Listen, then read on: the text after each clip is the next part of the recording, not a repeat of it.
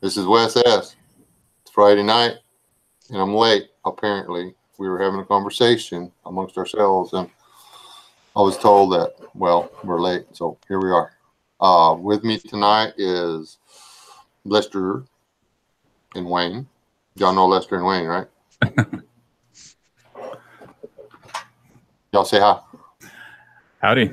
We're having riveting conversation earlier. Yes. Evening, everyone. We will have a special guest from Great Britain join us shortly, as soon as he gets home.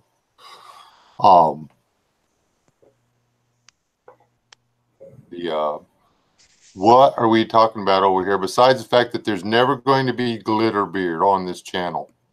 Okay, it's not going to happen. We might do something funny, like, I don't know, not put glitter in my beard. Okay, we could do the cat. We could glitter beard the cat.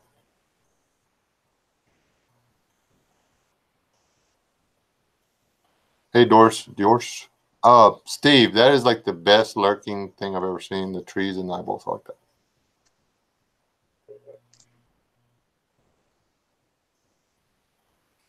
Hey, Dad, completely off topic. We're supposed to be doing tinfoil hat Friday thing. On Hidden Harvest, Brad or whatever, what does he give for a set of those lights? Or a panel, I guess, is what I'm asking. Yeah, I cut all my hair off. I cut my beard off and cut all my hair off. What? Oh, wait, I turned my head. I got nice in a ponytail. We're outside in the wind working. So I did not cut my hair. I trimmed the beard because, well, I was tired of Mrs. S saying stuff like, "Ew, that thing is so nasty." I mean, and she was pointing at my face, so I assumed she meant the beard because there's no way this is nasty, so it had to be the beard. And she says this is much better. So,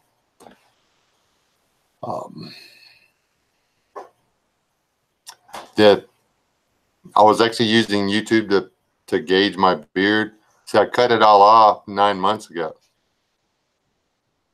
No, 7 months ago. So that was 7 months of growth. So now I've trimmed it down to this. This is an inch, and this is a half an inch. We're gonna see what 12 months looks like to next November. It's not gonna happen, is it? No. The boss is giving you grunts of displeasure.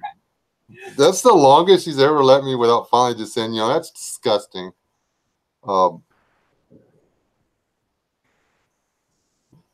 She calls it pubic hair. Well, my wife looked at my beard and said, "I hate your beard," and so I had to shave it. My Leyland, I mean, that boy can outbeard me. I don't know where he got that from, but he can, in 3 months, the beard that I just shaved off, in 3 months he can have that. It just, boom, it grows that fast. It's crazy how fast it grows. Yeti sighting. How was your day? It was all right. Not a lot of stuff broke down. Didn't have to fix a whole lot of stuff, so it ran smooth. Were you supposed to bring that radio home? Yeah, I put it on my charger. Oh. I was talking to the Yeti. You got to talk to him or they get all mad and start eating popsicles and throwing trash all over them. Yellow popsicles. I don't even know where they get this stuff at. Okay. Tinfoil hat. Right. I asked if anybody had any special tinfoil hat things y'all wanted to talk about. So, like let us know that you're mentioning something you want to talk about, or we're somehow, I don't know, caps or stars or trees or something, and that'll get our attention, hopefully, and we can try to cover. I'm going to try to like make fun of everything that we talk about, except for the stuff that Westwind brought up, because, well, that drives me nuts. We did the Earth is flat, Daniel. Everybody knows the Earth is flat, well, except for where it's bumpy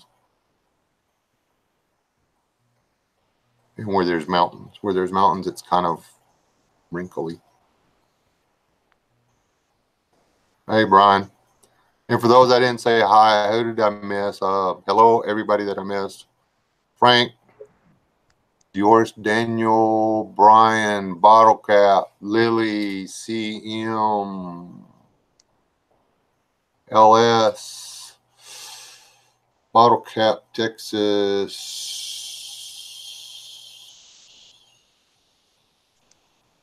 I missed something. What's Survival Russia doing with Lily? Oh, that's cool. Steve, who is lurking down on YouTube. Chipper, who is gonna like gonna glitter bomb his horseshoes. And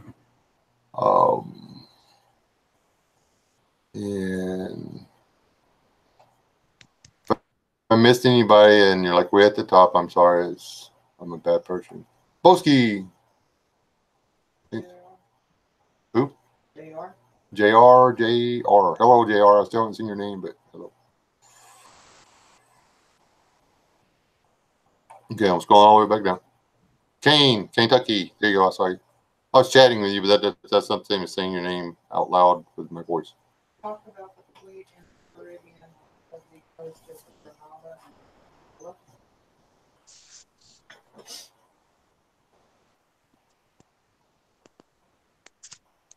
See, the Bible doesn't say wolf and the lamb, does it? Does it really? Where's my old Bible? Oh, I have to get up and go out to the den for the Bible, but I've got a Bible that was published in 1936. If it says wolf and the lamb, we're going to go there.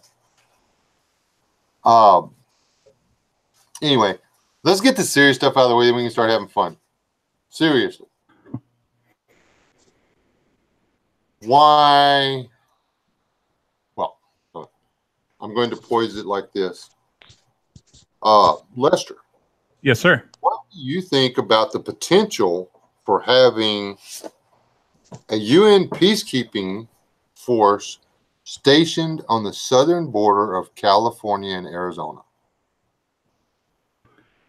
The potential? Yeah. I would say it's low potential, but I would say it is greater with the governor of California. I mean, he's mentioned several times calling the UN, and with the various cities that are part of that cities across the world UN campaign thing.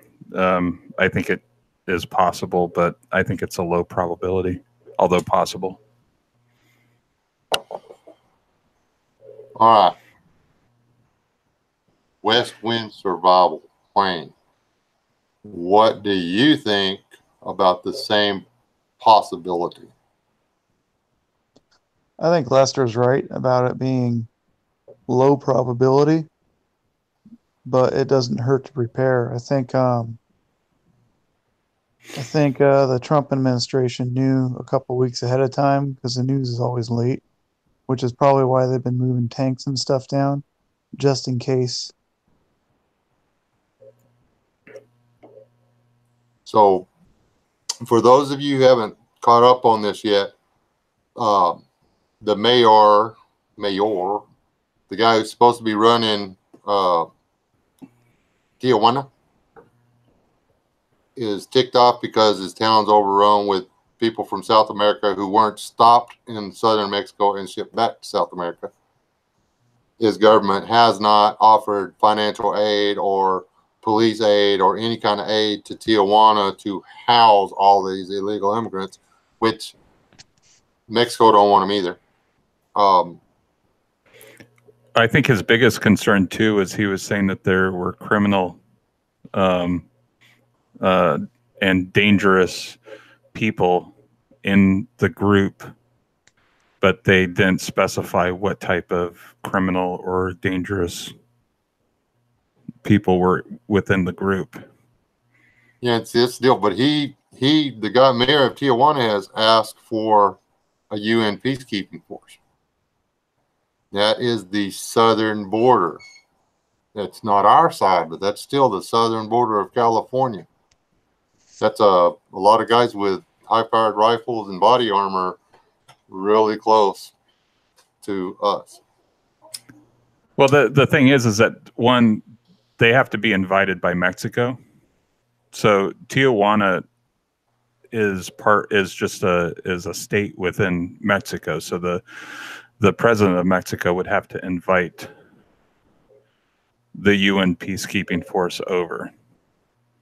That's why I'm saying, it would, if say like the governor of California wanted to do it, or another city across the world wanted to do it, it's less likely, just because it would require the national approval versus just the state approval to do so.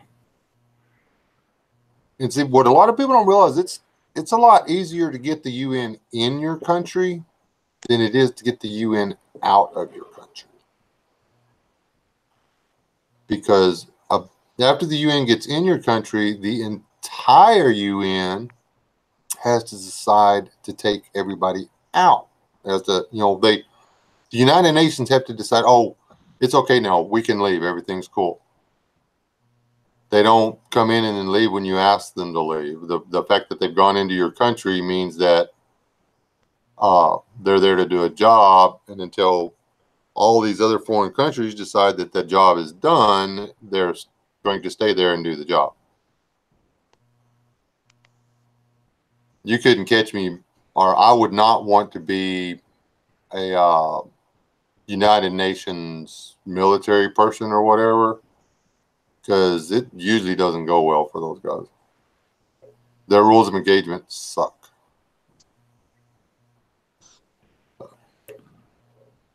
I mean, I don't think that Tijuana is going to get them, but why is it all of a sudden that, first world country, because Mexico's supposed to be a first world country.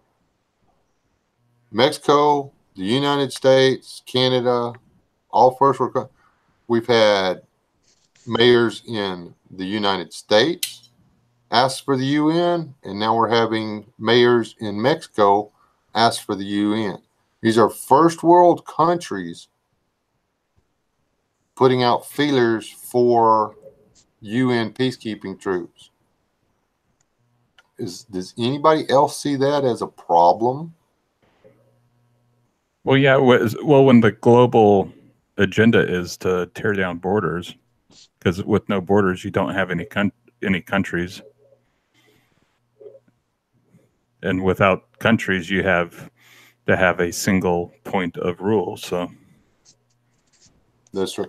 And if y'all want to see a good rant on borders and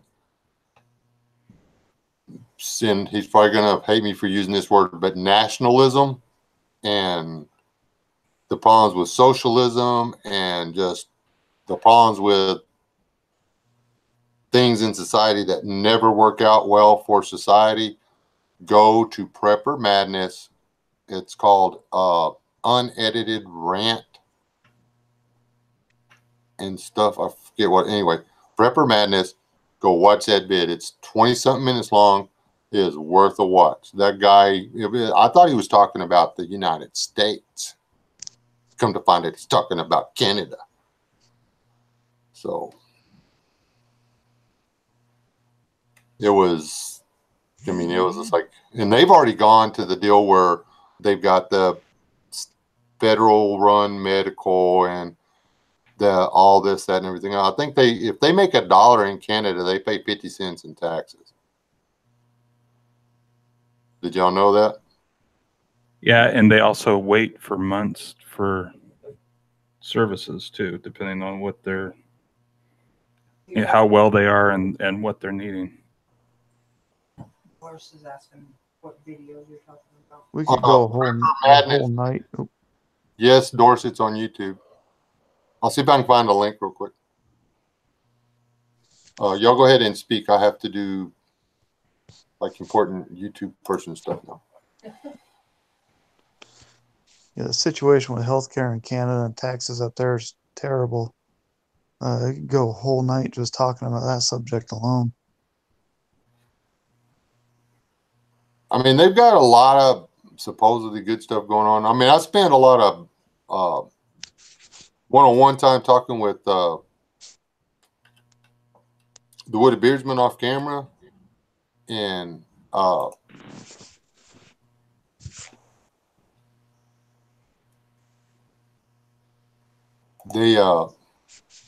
he likes, quite honestly, he said he likes the way the medical is up there and stuff. He's not real keen on how much taxes they have to pay, but man, I'm doing it anyway.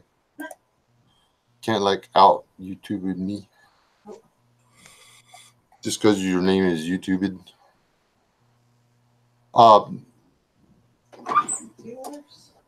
Doors, thank you, sir. I got to do the camera thing, I guess, or I don't know, blow up a small village in South Africa or something. Hold on.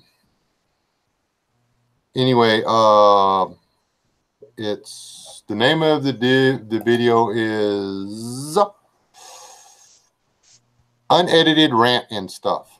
Prepper Madness. It's 22 minutes long. It was a really good rant, really good video.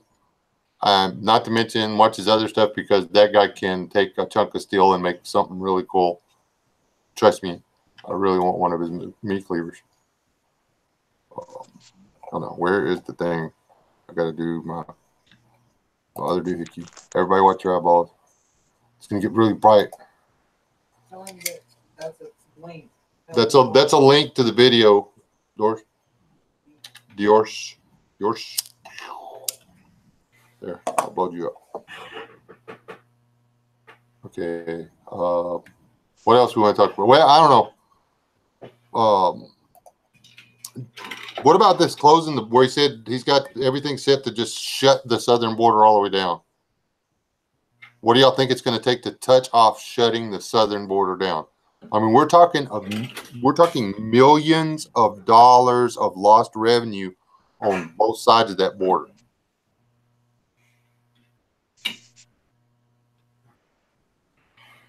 I mean, what do y'all think the chances of that actually sticking for long? I mean, that means nobody comes to work, nobody goes to work.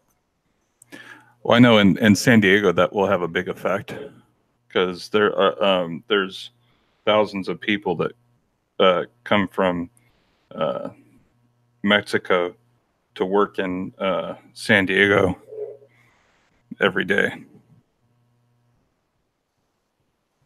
Basically, Dad, yes, it means put up a closed for business sign. There will be the roads that you can drive across will be locked. There will be armed guards. The little gates that you walk through will be closed. There will be no way to get from Mexico to the United States or from the United States to Mexico. It just will not happen. All the Ford and Chevy and other vehicular propulsion parts that are made in Mexico, they're not coming back across the border. Your heat and air conditioning units, they're not coming across the border. Your canned goods, they're not coming across the border. Good night, Lily. I mean, it's... Well, I would say that more stuff could go through the ports, though. I mean, stuff like that, they would just have to ship it through the ports rather than via truck. Right. So instead of it getting here today, it'd be here 2 weeks after next Thursday. Right. Boats are slow. God, they're slow. There's a reason they call them slow boats from China. I mean, everybody's like getting dog food and stuff and everything. You realize I was probably on that boat for like 4 months, right? Just saying. Well, this probably isn't a popular opinion, but for at least 10 years, I've been thinking it would be a good idea just to close the borders completely and only allow commerce or business travel with IDs until we get our immigration problem fixed, and then slowly open it back up again to where we can control it. See, but he's talking commerce and everything. Now, the commerce wouldn't stick, but it's going to be a slow roll across the border after that. And it's going to cause riots on both sides of the deal. Because there's people that live in the U.S. that go to Mexico to work. That doesn't make any sense to me at all. Okay? You got people sneaking over here to find a job when you got people from the United States going into Mexico to work. Explain that one to me. But then you've got people in Mexico coming over here to work. Right on the border in Texas. I mean, that's the way it is in Texas. I know for a fact that's the way it is in Texas. How does that even work? You know, it's just, to me, it's odd. But I don't have a problem with them shutting them down. I'm talking commerce, everything. Stop all imports and exports. I'm not planning on buying a new truck anytime soon anyway. So, you know, I don't need one. You know, I don't need them to ship the car over here. I really don't. Anything that's made in Mexico, you can find here. Simple. I mean, buy Lennox or Goodman. They're still made in the United States. You can get your air conditioning fixed. You just can't do it by buying it from out of the country. Why are all the good-paying, high-skilled jobs going to places like Mexico?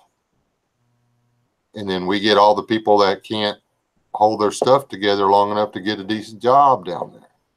Why is it working like that?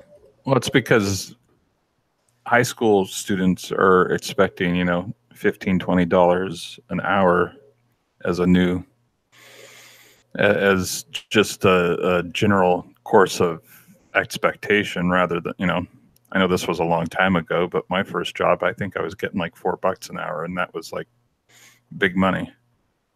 Yeah. I thought I was filthy rich the first time I cashed a check from the farmer for, I made, I was getting $2.50 an hour. And I worked my tail off for that $80. And I was like, I have $80. What am I going to do with $80? And now I'm like, oh my God, I got paid $80. But the minimum wage now is what I made as a foreman in the 80s. So explain that one to me. I can't say much. I started off making $10 an hour, but I was busting my butt pouring concrete 10 hours a day. It's a lot different than flipping burgers at That's a McDonald's. whole lot different than sacking groceries or working the register at the boutique. Hey, would you like a pink sack or a blue sack for that? Do you need a bow on it? I mean, I'm not paying you $50 an hour to put my socks in a sack and charge me for them. Okay. If it pays $15 an hour, I get to sit in the air conditioning all day and work, maybe, you know, do a 4-hour shift, make $15 an hour, and actually work maybe 30 minutes of the day. I'm there, sign me up. Okay. I got a phone, I can play Candy Crush in my downtime. And it's $15 an hour, crying out loud. Yeah, I'll take the job. Because they have merchandisers that come in and do all the merchandising. They don't do anything. Just saying. That minimum, who brought the minimum wage up anyway? Sorry about that. That lets me off, man. That's rough, Keith. What happened? I was talking about Ooh. real IDs. I've never even heard of it. What is it? Real IDs. Real IDs. That's another thing that's coming up, and the real IDs are going to be chipped too, I believe. Well, the Real ID Act is something that every state was supposed to have completed by 2016. Right now, I think it's only 60% of the states have it. Texas is one of those. So the Texas driver's license is considered a valid Real ID. Real ID, yeah. Yeah. And see, I do not have a problem with law enforcement being able to ask me for my identification. I do not have a problem. If that's not infringing on my privacy, that's not forcing them to allow them to track me. That's proving that I am a responsible citizen, that I have the right to be here. That is me keeping my papers in order. Okay? I don't have a problem with being required to produce an ID. I don't have. I don't understand why everybody has a problem. I don't like the idea of an RFD chip that has all of my information in it. I don't like that. That's what the endpoint is going to be, is that your driver's license, the bill itself, the Real ID bill that was put in place will eventually have your fingerprint information, medical information, all on a single card. Whether or not it's RFID or chip specific, that's another implementation that's not specified, but that's something that unfortunately is coming down the pipe. It's coming. I mean, there's and maybe y'all ain't like what you call it, but that I don't think it's going to be a barcode tattooed on our forehead. I don't think it's actually going to be tattooed or inserted into our body. I think it's going to be where if you don't have an ID that you can swipe and then literally put it in the machine and know everything about you. And all this people going out there and volunteering their DNA so they can find out what their ancestries are. Go open your family Bible and look. My great granddaddy's name was Bubba. Wait a minute, my great grandma's name was Sissy.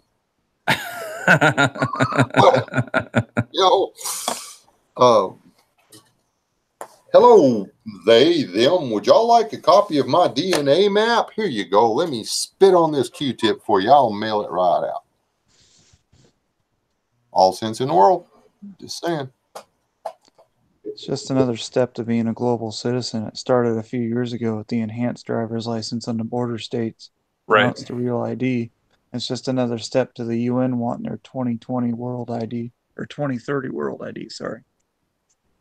Well, no, it was 2020, and then they realized it was going to take a little bit longer, and so they moved it to 2030.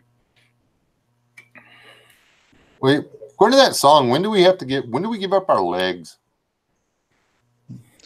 This is really reminiscent to 1930s Germany, where you had to have your papers everywhere you traveled. You couldn't travel by train or do anything unless you had your papers, and they just tracked everyone wherever they went. Where are your papers? Show your papers, please.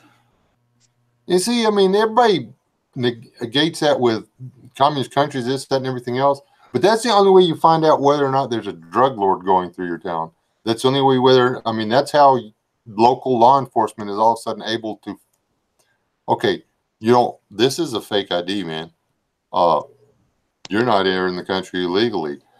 You're going to jail. Boom, another job opens up for an American citizen. Because that guy went to jail and he's going home, whether he's got a 6-month-old baby born here or not. But unfortunately, that's not really what happens. That's what is expected. But for the past decade or so, when people are quote unquote caught, and then they're placed into the ICE facilities, they stay there, and they're typically not deported. They're just released back into the public. Because they get their day in court. I mean, seriously, I mean, why does somebody who's not even a citizen of our country get to eat up all our tax dollars going to court? Yeah, the guy snuck over here illegally. Doesn't matter why. Doesn't matter if he was getting shot at home by a crazy drug lord who was hot up for his mama or not. Send him home. He should have run down, sold a mule, bought a shotgun, handled the drug lord. Problem over. That's the whole problem with them doing the asylum thing. They don't need asylum. They might need to be in an asylum for thinking that we're that stupid, which. Well, that's the one thing is if somebody's seeking asylum, they have to prove that they're in some sort of persecution, whether it's because of religious or other reasons. They have to prove that. They can't just, and there has to be some sort of documented case of it. Just saying that you're coming from Mexico and you want to move to the U.S., you can't just say you want to seek asylum that way. That's what the whole immigration process is meant for. Yeah, but they abuse it. They come over and they say, I've been persecuted. I mean, I forget what the little spiel is they got to say or whatever. And then ISIS has to give them a court date. And then since they're seeking asylum,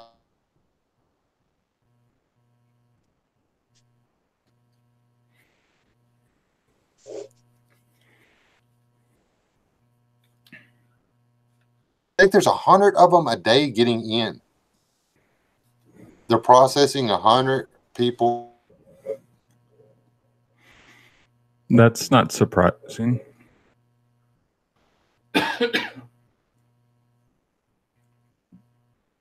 The real crime, though, too, along with the illegals, is the fact that you have people that are going through the process and it's costing them tens of thousands of dollars to do it, but they're still doing it. Yeah, and they're doing it legit. We got, how many people do we know that either them or their parents did it legitimately, and they still go off on the people who are doing it illegally? I watched a man and his son almost come to blows because his son was saying, they're people too. They should have the same. They should get to come over here and do this, that, and everything else. And the man went off on him and said, your granddad did not. He went through the whole list of what his granddad did to get to be a citizen, to get over here. He said, he did it right. These people are stealing from you, son. Quit backing them up. And they were just boom, boom, boom. I went to the other side of the restaurant because I didn't want to see all that. Yeah, it was bad. I mean, when I grew up, where I grew up, the man did not want the other Hispanics at work to find out he was a wetback because they were going to beat him down and send him home. I just want to say sorry for yelling the F-bomb. I got my hair stuck in a fly trap and Shane had to rip it out and it hurt really bad. So I said the F word. I apologize, YouTube. Yeti. It hurt really bad and they're laughing at me. Even YouTube's laughing at me. Well, We're laughing with you. It is kind of funny. It is funny, but guys, it really hurt. But I'm sorry for dropping the F-bomb. That's why it was over here. Okay, fine. Okay, bye. Go back in. Oh, wow, there's still flies in your hair. That's nasty. Yeah. I am really glad that they're that I put that there to help catch the flies, but now I'm kind of mad that I put it right where I put it because that was dumb. Hey, when I say shoot fly, don't bother me. It has meaning. That's my daughter. I mean, we found her when she was a little bit. We didn't want her to starve to death, so we took her in. Okay. I don't know.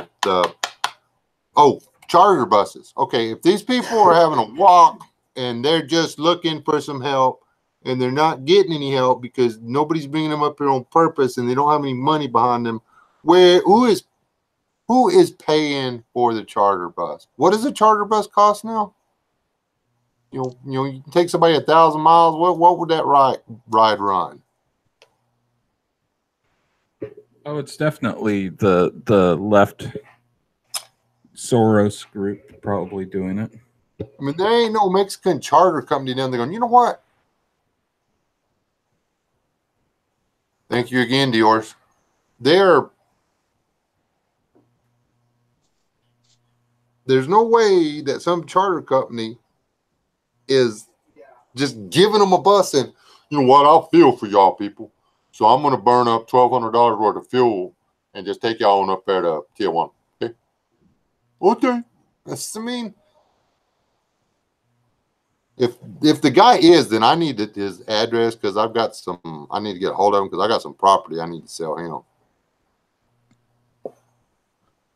From what I read, the money was coming from the Open Borders Society, which is one of George Soros's fronts.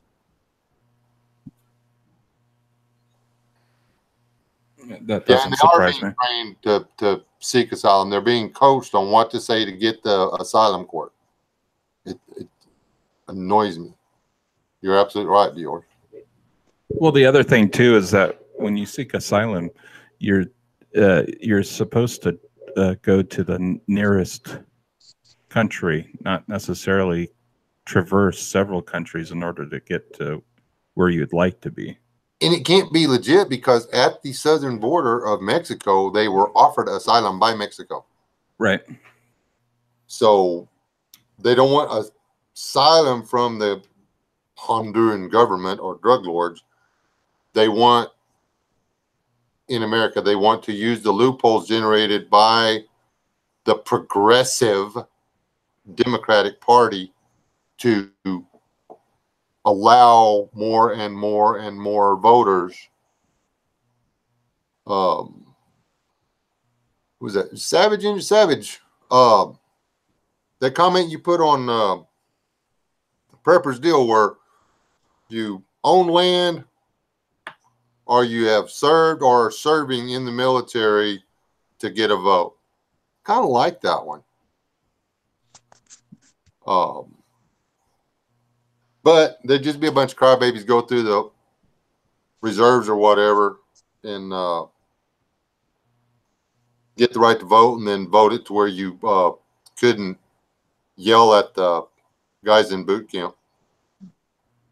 That's how it was set up originally. It was veterans, business owners, and landowners that voted in the elections because they all had stake in the game. Yep, not anymore. And women should have the right to vote. I'm not saying they shouldn't, but there was a bunch of stuff snuck in there when they were cleaning up the voting problem. In that thing that they used for the natural born citizens or whatever, that was to protect the voting rights of freed black slaves, or freed any slaves. It's way, way, way abused with this whole anchor baby thing too. There were people denying freed slaves the right to vote. So they put it in the Constitution that no, if you was born in America, you get to vote, you're a natural born citizen. But that's a completely different thing, honestly. Yeah, I think Starship Troopers had it right as far as that goes. Yeah, very, very deep film, that. Hey, England's here. I mean, Great Britain. The lime is here, yeah. That's okay. There's enough Yanks here. We ought to be able to dig y'all any trouble. Cool. Okay, I got to throw this out there. there's this guy, and I know, okay, I don't have a life, and I'm wasting what little time I have left on the planet watching this guy.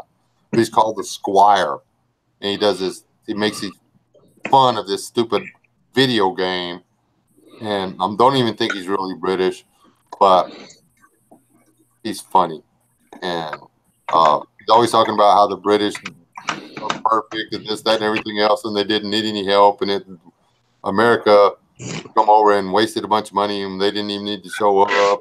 Blah blah blah blah blah. It's just it kills me every time he gets started. I don't think he's trying to sell the game. He plays it really a lot, but he makes everything on the game sound like garbage. He's the one playing it. It's really good. So how'd your night go? Just a Not bad. It was quite steady, busy but steady. get to bonk anybody on the head, throw them out the back door? No, not yet. Everyone left when they were told to as well, so that was good. That's always nice. It is, yeah. At, I was listening to the live stream before I got picked up, and everyone's just hovering around listening to what you got to say. oh, All the wow. staff. Yeah. But I know we had a English audience. I could have been talking. I would have tried to talk really Southern. I'd have been like, That'd be so funny. you know, guys, we could do a lot better than this here if we wanted to. Yeah. Our last watch is Say Yes to the Dress or something, and some other bits and people. And I think some of the people from the southern states, they put it on a bit, I think, because none of you guys talk like that. Yeah, hear that, honey? I do not talk like a hillbilly. No. Oh, no, trust me, the people from Georgia, Alabama, Mississippi, even down South Louisiana and stuff, they talk like that. Wow. In the Carolinas, they talk like that. Western Alabama's got to be the worst. What did Brian Morlock say? Oh, Brian said, just I liked your armor video. I will show you mine on my channel soon. Yeah, thank you. Nice. I mean, it should be easy to get hold of, really, in your country. I want some of that Roman body armor or whatever. That's like the brass best plate that's even got the nipple stamped on it. That's what I want. Yeah, chest plate and articulated shoulder pads. Yeah. That's what I want. Rock it around. I'm gonna get like a 6-pack permanently stamped on mine though. That way I ain't got to do all that working out. Just put my body armor on under my t-shirt. Yes. I'm good. And have that stamped nipple pierced. Yeah. Put a little what do you call it? Little tiny arrowhead or arrows through it. Yeah, a little laurel wreath. I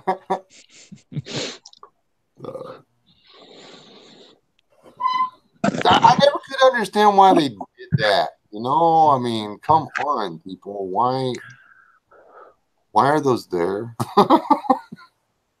But anyways, it wasn't all. I mean, it was just like the really rich perverted guys had them. Roll Tide. Yeah, everyone thinks the other guy talks funny.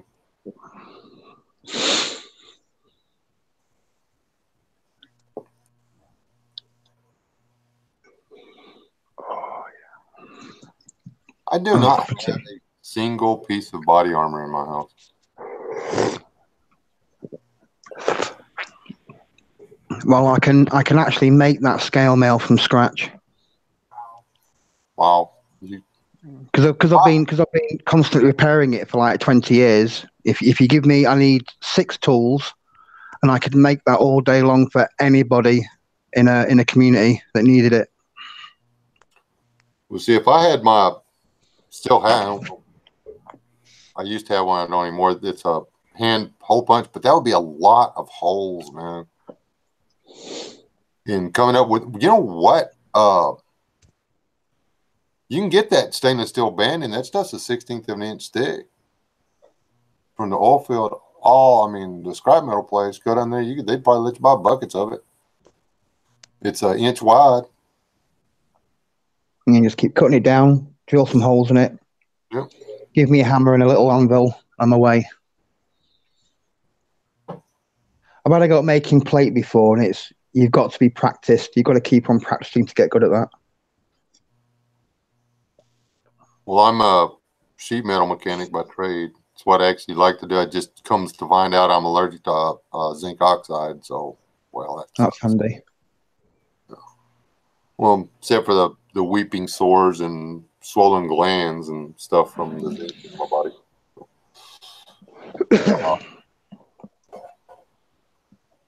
No, everybody's just got their cameras turned off. Okay, it's all good.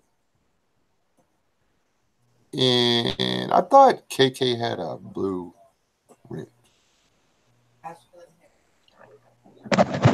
Oh, hi, KK. Evening, Kay. Okay, we need more conspiracy theories from you people because I'm out. We're not going to talk about these. Lester keeps bringing up stuff that makes me angry. It's because it's so fun to hear you.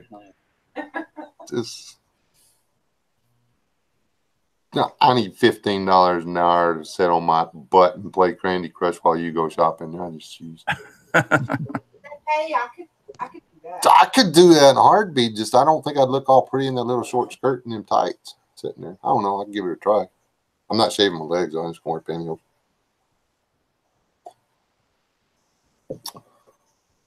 Vernacular was influenced by Scots Irish, while South Georgia was influenced by Southern Englanders. Well, aren't we just all smart about our accent, Miss Hillbilly? You talk pretty, LS. You do. I love your accent. Talk about fleet in Caribbean off the coast of Grenada. And see, I haven't seen anything else in the news about that, or I've been able, and I don't know, maybe they got me filtered. I cannot find anything on YouTube about that fleet down there. Does anybody know anything? Which one? Could just be a port change. Sometimes when they do a port change for a carrier or one of the larger ships, they take a fleet down around the Horn and back up to the other side. This is a talk about the fleet in the Caribbean off of the coast of Grenada and Venezuela.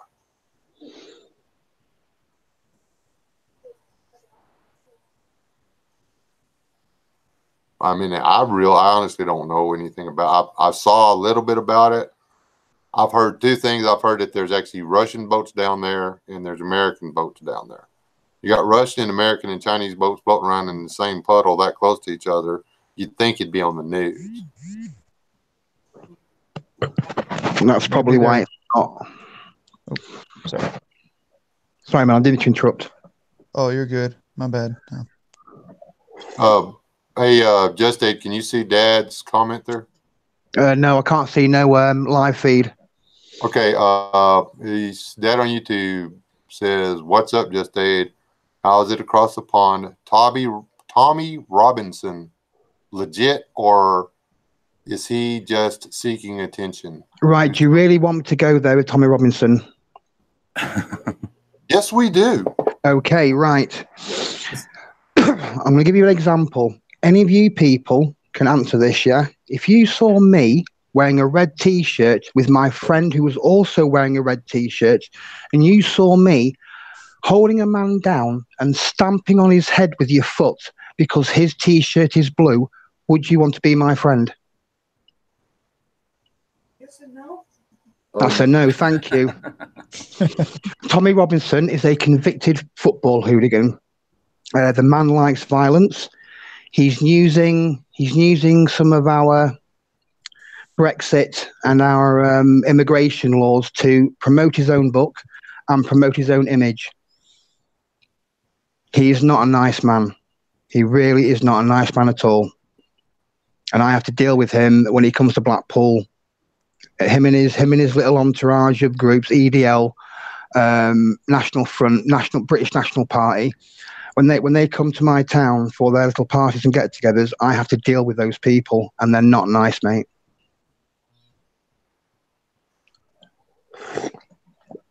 So as far as I'm concerned, no, he's not legit. There you go, Dad. That's- Now everything I need to know about him, the guy's a loser. good He's a insight. football hooligan. He's got criminal. His name isn't even Tommy Robinson. That's his. Just his book selling name. I can't actually remember what his real name is. He's been done for copyright infringement and putting out evidence before court hearings and stuff. So he's actually been done for that.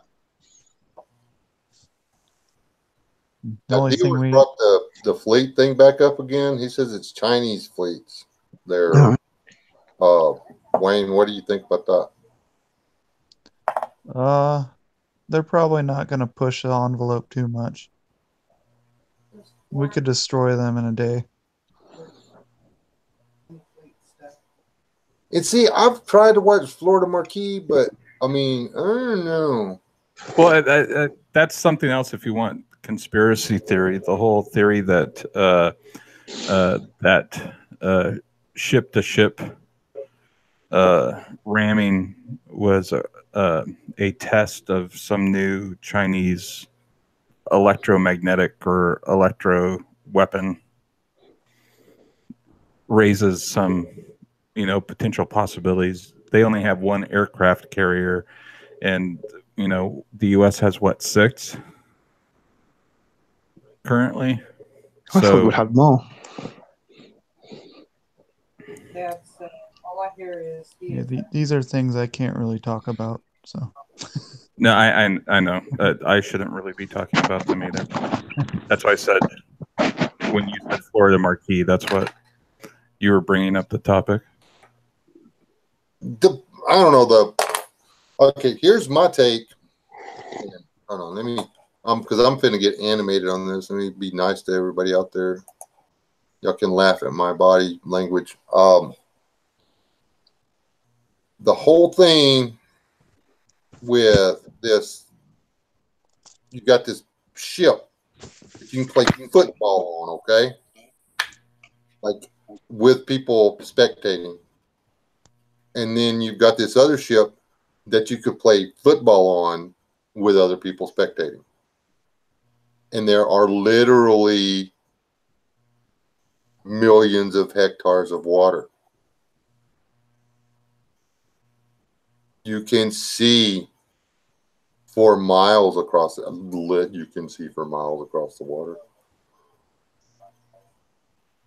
Maybe in port, maybe at a bottleneck, but in the open ocean, when one ship runs into another ship, it is not a flipping accident. One is going to turn, the other one's going to turn out of the way. There's no flipping way, and it happened twice. So you got 2 times that a giant ship and a giant ship said, boing. I don't think so. Because why didn't the one ship that was going to get hit, why didn't it just hit the gas and turn the little wheel a little bit, and then it goes like this, and the other ship goes by? I seen them doing it on that John Wayne movie to miss a torpedo. So you can move the ship pretty quick. It's not like you don't have to call in air support. Hey, we need you to come bring a helicopter and turn our boat. It has a steering wheel and like propellers and everything. So why didn't one ship or the other ship move? Why haven't we heard about the commander of the boat, the American boat? Why haven't we heard about him getting hung from the yardarm or whatever they do in the Navy? I mean, if he let his ship get run over by a freighter, isn't that like a really slow boat? Shouldn't his ship be able to swim circles around it? What? Now, I'm not real sure about that one, because I can sort of picture it maybe happening once if there was something in the water, or some guy's down there, some new guy, maybe they've got some foreign exchange naval student on the boat or something. He goes, "What's this big red button?" And he shuts everything down, and it takes him a little while to get to start it back up. But still, to make 2 miles across the water, unless things have changed, on something that moves about as fast as a freighter, it takes like 45 minutes. Seems like, because it moves slow. And if the guy, and you can see where the boat's going. It's kind of cool how that works. You know, they have this big window that points to the front of the ship. And the guy looking at it goes, "Oh, look, a big giant gray boat. It's not moving. Maybe I should go around it." Or instead he says, "You know what? How about I try to poke a hole right in the most dangerous part on the ship with the front of my big giant boat." I don't know. Y'all tell me, if y'all convince me that I'm wrong and that there's no weirdness going on about somebody. Dad said, why did the ships hit? Each captain thought his stuff was bigger than the other captain's stuff. Then why hasn't there been a captain hung or kicked out? Why haven't we seen anything on the news? The media is not going to turn down a chance to crucify a ship's captain for playing mine's bigger than yours with billions of dollars worth of naval equipment. It went away. The whole story all of it went away. When something like that goes away, I have a problem with it. Mark said the bridge crew were all staring at their iPhones. Now that's a possibility, Mark. You might be onto something about that. You know, that was about the time they came out with that new game or whatever. I think you like play leapfrog with unicorns or something on your phone. So that's entirely possible.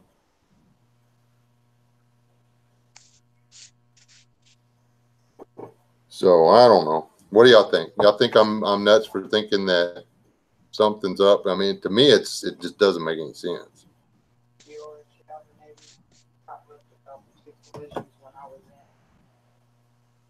Yeah, and it just, I mean, you don't want that to get out, but it just seems weird that it was, both times it was a U.S. ship versus a Chinese ship. Just saying. And it was a ship that they never should have been able to, I mean, they never should have been able to catch up to, outmaneuver, or anything. And yet they were able to tag a U.S. warship.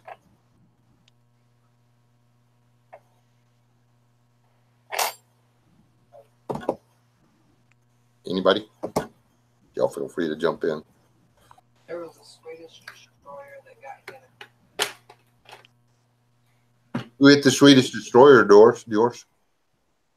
Who hit the Swedish destroyer? You see, I didn't see that one either.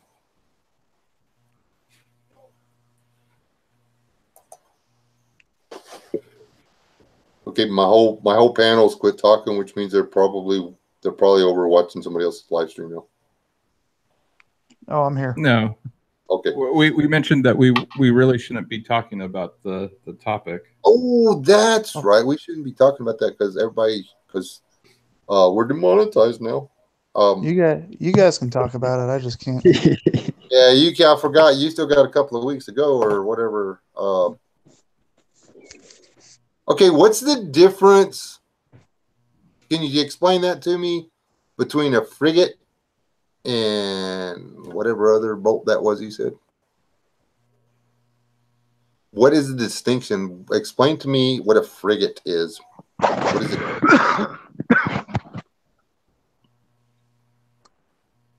That's a serious question because I've wondered about this and I'm too lazy to actually research it myself. So if you could just tell me what the difference is between like a frigate and a destroyer. Well, no, I don't know what a destroyer is. What does a frigate do? I've always wondered what a frigate does too. From what I've seen, is they have a helipad and they don't have a big gun like the other ships, but some of them have missiles. So I think the gun may be distinguished for their mission. So the frigate's basically frigate is basically a fast-moving command vessel, maybe.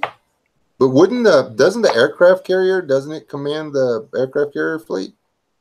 The admiral commands a fleet, and each ship have its own captain.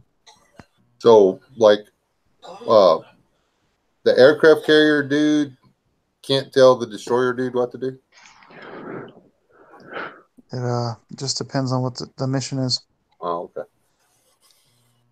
See, I would know all this stuff if the United States Navy hadn't made the biggest mistake in. It's a self-floating target. There you go, Tibor. Okay, now we know. It's designed to draw the fire from the important boats.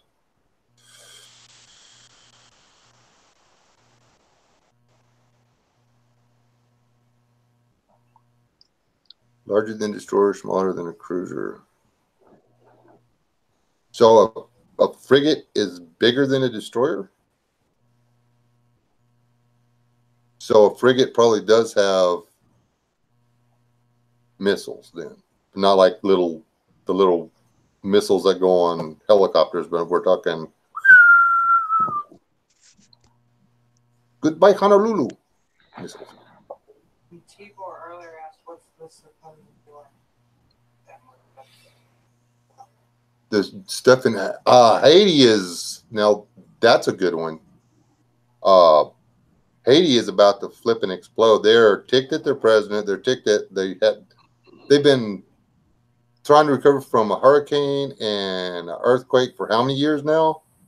And people are still starving to death and living in the streets and in tents, and they don't got no electricity, they ain't got no house, they ain't got no food. And they're started rioting. There's people dying in Haiti right now. And not from lack of food and water. I mean, people getting hit in the head with rocks and getting set on fire and stuff. And if, like you said, Wayne, if the news is 3 to 6 weeks behind, how long has this been going on? And how bad is it now? Well, Hillary was telling them that their money's coming, right? Oh, and see, I'm sure that the Clinton Foundation is just holding on to that money so that it can continue to build interest, so that they'll have more money to help Haiti with. They're not trying to hold on to that and use it for their own personal gain.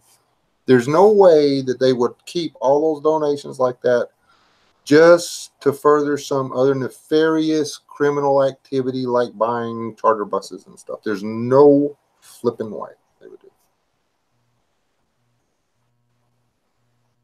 And who said something about Chelsea and her mama running for president? If America elects 2 women that damn ugly, we deserve what we get coming. There, I said it. Jeez. I'm going to go get a cup of coffee.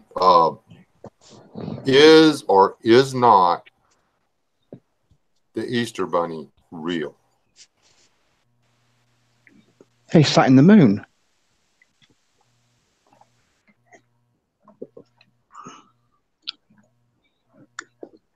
What did you say about the moon? The Easter rabbit's in the moon.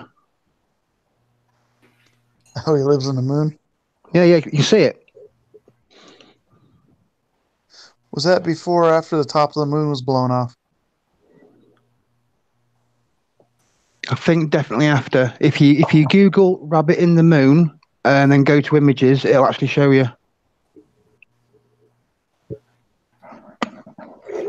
Now I'm curious. Now I saw. What are we talking about? Rabbit in the moon. You asked about the Easter. I haven't seen a frigate in a few years. Yours? It's in the moon. The Easter Rabbit bunny. in the go to images, and then it should come up there.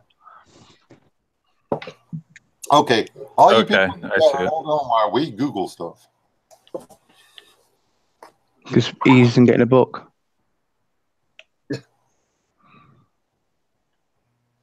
Hey, is the moon full over there too? Excuse a minute. Hang on. It was kind of cloudy earlier on. See it, man. I don't know. I guess technically it may not be up where you're at yet.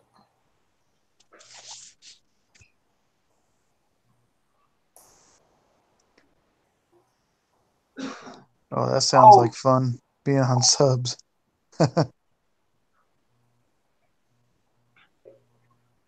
Yeah, all the different things you're supposed to be able to see, and I don't understand why. Yeah, it's pretty overcast outside, but I think so. It's coming through quite bright through the clouds. Yeah, I just didn't know if the moon looked the same on all the way on your side of the flat Earth as it did on mine. Did y'all hear about that crazy conspiracy about 3 weeks ago, I think? Like, YouTube shut down and restarted or something, and everyone was saying it was because top of the moon blew off and someone had a video of it. Yeah, it was a comet. There was a 17-second video on YouTube, and it was actually a comet hitting the moon.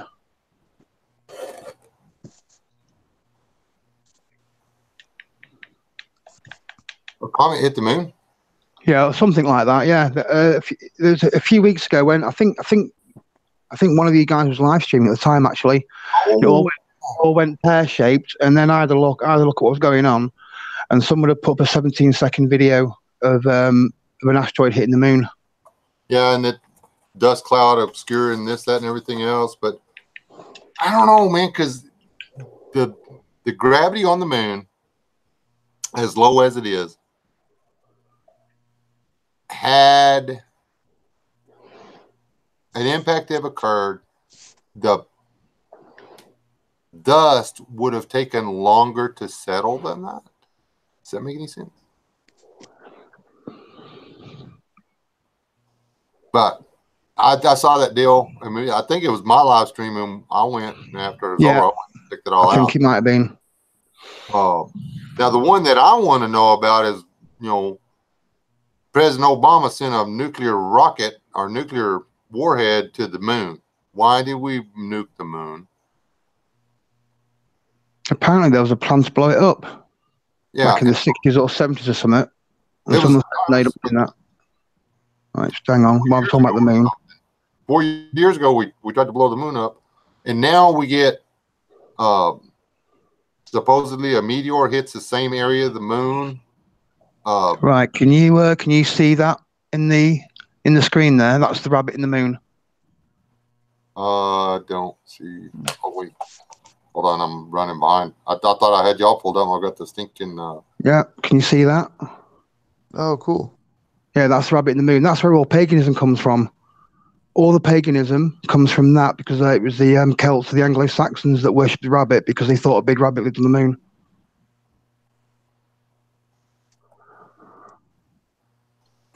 What all that's where it all comes from, yeah. That's all folklore. When I look at the full moon, you know what I see in it? I see a woman holding a child. I've seen it my entire life. Clear as a bell to me. My wife swears I'm blind. No. Hang on.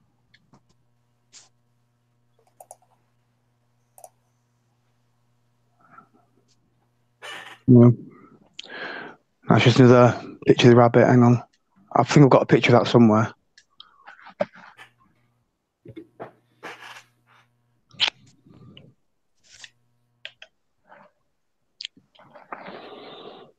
See, yeah. I've just got rabbit, man. I haven't got a picture of that. I have to look for it. I think it has something to do with my peculiar color deficiency in my eyes or whatever. Because nobody can see it. I mean, to me, it's like boom, right there. It's a woman with dark hair, knee, or she's kind of bending down a little bit, and she's kissing the child on the forehead, which she has swaddled up. You can see the child's face, you can see her face, you can see her hair. But nobody else can see it. Well, if you do a video and get a pointy stick and a picture of the moon, you can show us, can't you? If I could get one I've got a video of the moon on my camera, but when I look at the picture on the camera, it's not what I see. I don't know how to explain it.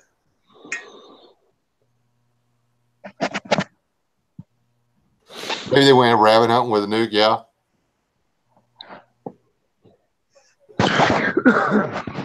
Yeah, what it was is Obama said, okay, all them white presidents, they sent men to the moon. Watch this, I'm gonna send a nuke up there, and he did it. When was this? I never heard of that before. I only have a plan. Dude, it was somewhere around the last couple of years of the man's presidency. They sent I don't know if it was a nuke, but they sent an explosive packed warhead into a crater in the moon for something. They showed the impact and the explosion live, but then they pulled every video about it down. You can still catch this and that, but all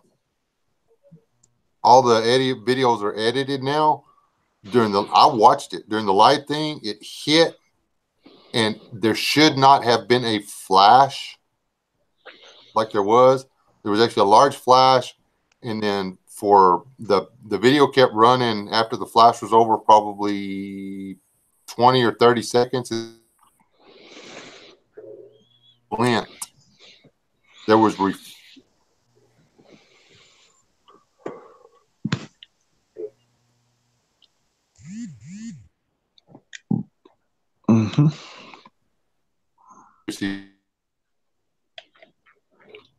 well, there's yada yada yada, but yeah, I don't know.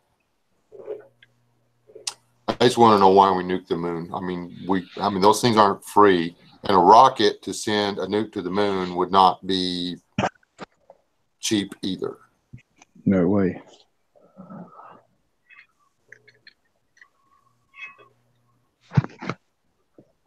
Changing the orbit of the moon would be a bad idea, Aaron. I mean, we are a very delicate balance with the moon, unique mass, magnetic pull, distance from the planet, and unique orbit are one of the main reasons that the world as we know, if you do the whole evolution in 375 billion years thing, is the reason that the earth has mountains, the earth has oceans, and the earth sustains life.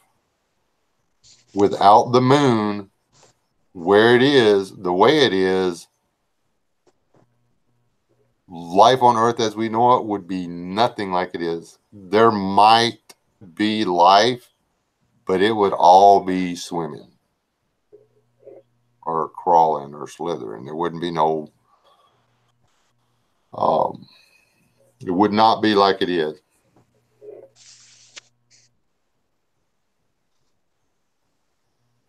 So if they move the orbit of the moon a little bit, there's no telling what it could do.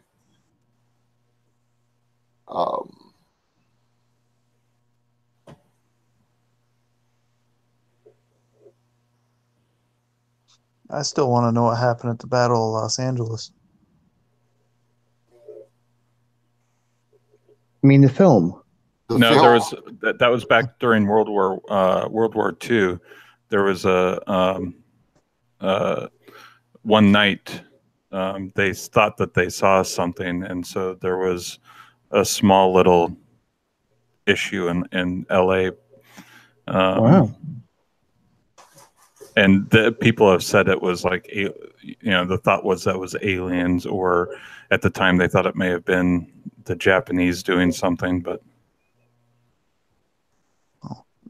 There were casualties. They were firing artillery. They were firing artillery straight up in the air, shooting chaff cannons, and it moved to the north side of the city and burned part of the city. And there are eyewitnesses that were, from what they said, matched what a current UFO sighting would be. UFOs. I don't like UFOs. UFOs scare me. I don't know what they are. I can't identify them. It's pretty cool if you read about it. Man, that joke went over everybody's head. We were laughing on the inside. Okay. Yeah, something like that. I get enough of that from my wife. I want to hear y'all laugh out loud. Well,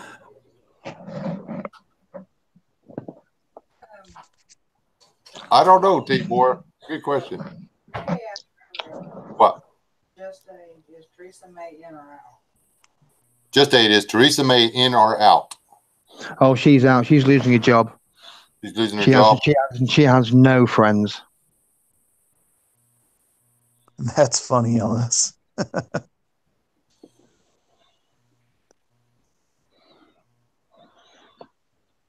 Yeah, we're going through the documents now on our Brexit deal, and it's just an absolute farce.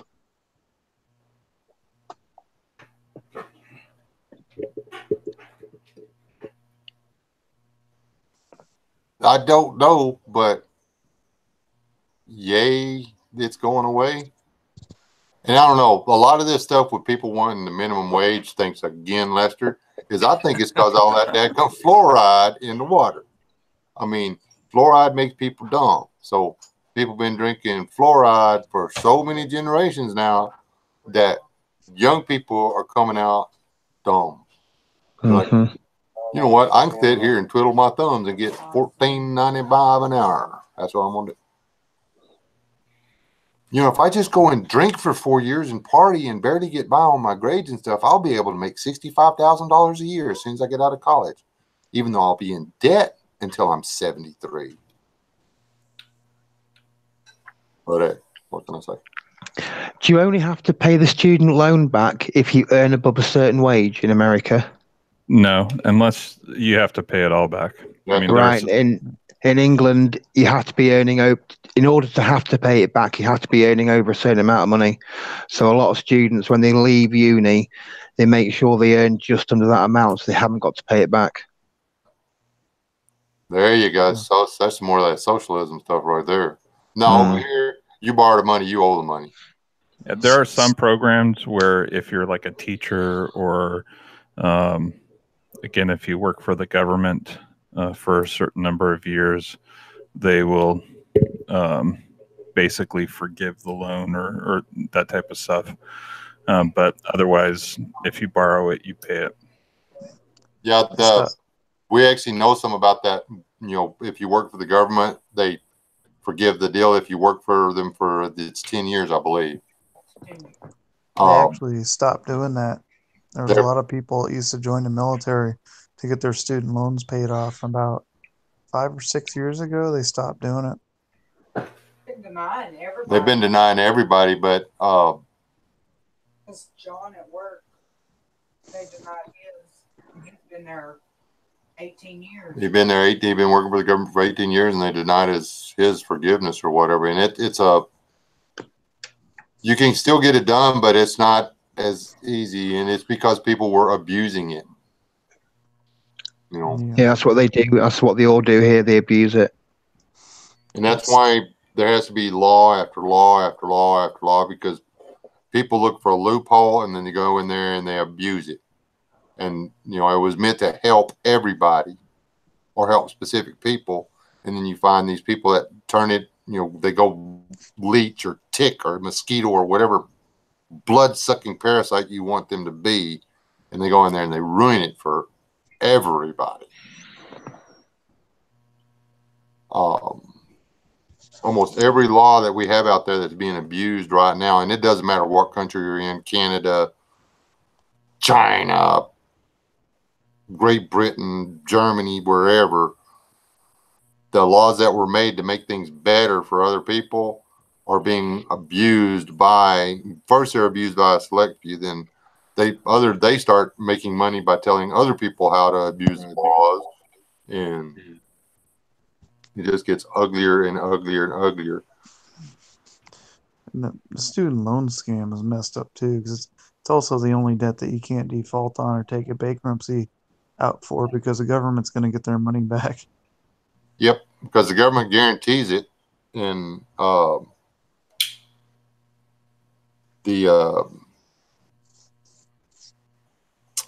I strongly suggest that nobody ever take out a student loan.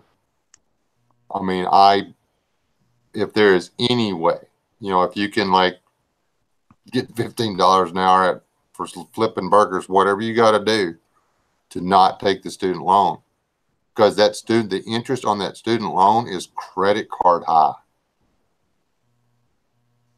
It took me how many years to pay mine off? It's crazy.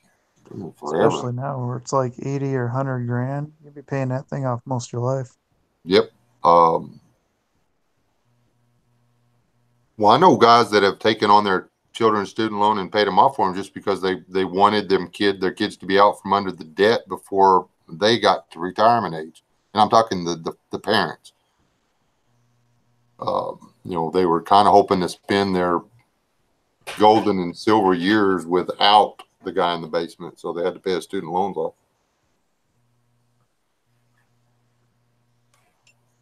One guy, he paid off two guys' college $163,000. To me, that's just crazy. Well, the problem is, go ahead. Oh, go ahead. I was just going to say the problem is that college itself is extremely and unrealistically expensive for stuff that really doesn't matter. It's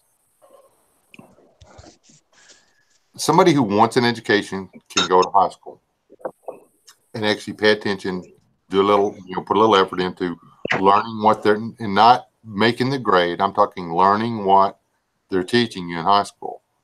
In your spare time, do a little research, teach yourself higher levels of things, and then go and get a job. And you can work your way up through the company. There's nothing.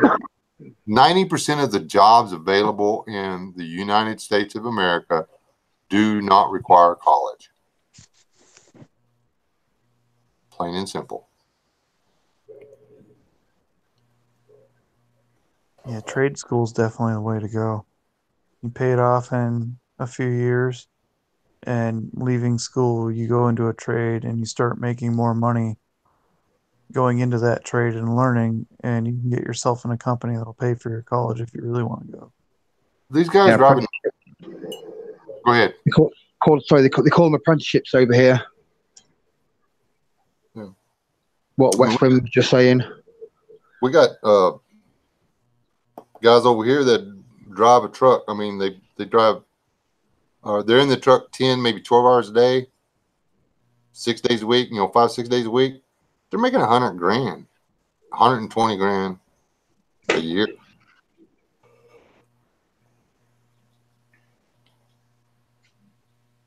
Name me one guy with a bachelor's in business sciences that gets out of college and is making, 60 grand the first 2 years, unless he's involved with somebody some way.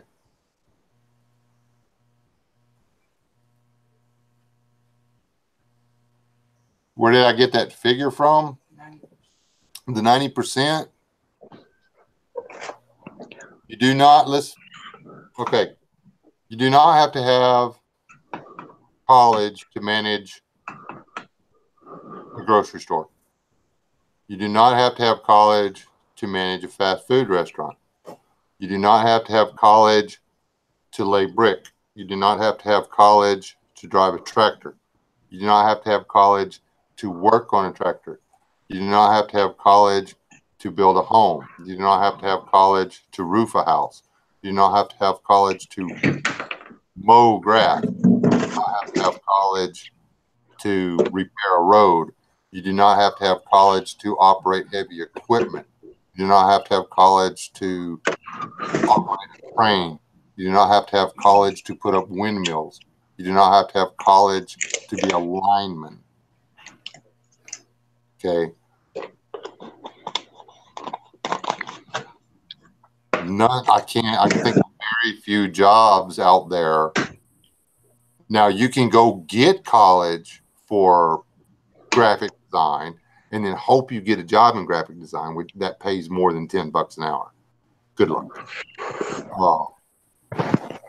Go to college for welding and hope you get a job that pays more than $11 an hour. Good luck. Or you can learn how to weld and go get a job and do a little hard work and be willing to do what nobody else wants to do, like not work in front of a fan and have scheduled breaks and a time card and everything like that. Make $160 a year. There are very few jobs that require college for you to be able to efficiently perform the duty. Mrs. S has a bachelor's, but she doesn't work in that field. She's paying a student loan off for something that she could get a job doing it, but it was going to pay 20 grand less a year than what she's making doing what she's doing now. Why? Yeah. This is what she's doing now is technically a trade. Most people that have degrees don't even work in the degree field that they have them in. And when they do get them in, technology changes faster than what they teach in the schools. So what they learn is already outdated. Yeah, and the thing is, I mean, people push their kids to go to college so they can get a better job. Son, I want you to go to college and get an education so you can do better than me. I don't want you to have to make these Studebakers and these windmill parts and whatever. I don't want you to have to work in this factory your whole life. Dude, why are you doing that to your kid? You made a good living. You bought their clothes. You paid for their booster club. You got their braces. You did all of that blue collar. What's so wrong with blue collar? What is so nasty about driving a tractor? Part of that mindset has led to all the spoiled young adults now in their 20s. They get out and they don't want to work because their parents told them they were better than that. Schools told them they were better than that, that they're just going to, they've had 12 years of brainwashing until they're 18 through the school system. Oh, go to school, go to college, get a good job. You're better than that. You're going to get a white collar job as soon as you get out of college. Heavens, no, I don't want my daughter to go out there and actually get her hands dirty. Son, do you realize that you might have arthritis by the time you're 65 if you work for a living? Why? Chances are, if you're going to have arthritis when you're 65, you're going to have arthritis when you're 65.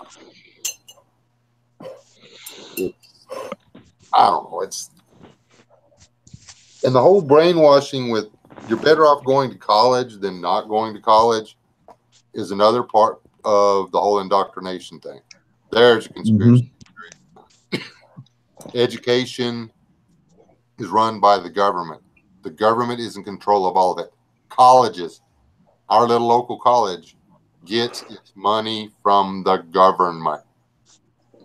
Their salary, the teacher salaries are paid by the government. They spew the rhetoric that the government wants them to spew. Trust me, I know some of the professors out there. They're not going to vote red. And that's part of the whole campaign against private schools too. Oh, private schools, they cost money to run and they just want your money, but they want to keep the money within the the state schools because it goes back to the government. Right. Now that's something Nancy Bush pushed it on through, that the voucher thing. But I really think that that was just a way to get the government's claws into the private schools, which are actually taking up a big portion. I mean, there was a lot of private schools. We've got 1 or 2 private schools here that they only go to middle school, I believe, maybe junior high, up to junior high. You know, they have to do junior high somewhere else. But if, you know, when something like that starts taking off, the government tries to figure out some way to get their hooks into it. Because then when the private school's getting vouchers and stuff from the government, okay, yeah, private school, we'll go ahead and let you have the voucher for the education of the child, but you've got to meet this criteria. The private school is no longer run privately, it's run under government control or government guidelines. And I'm sorry, whether the government's actually in the building or not, if your guidelines are set down by the government, guess what? The government. Absolutely. Well, the student loan programs, like what you're saying with the banks, no money actually changes hands. Government says you're approved for a student loan. You go to a state government funded college, so the money doesn't even go anywhere.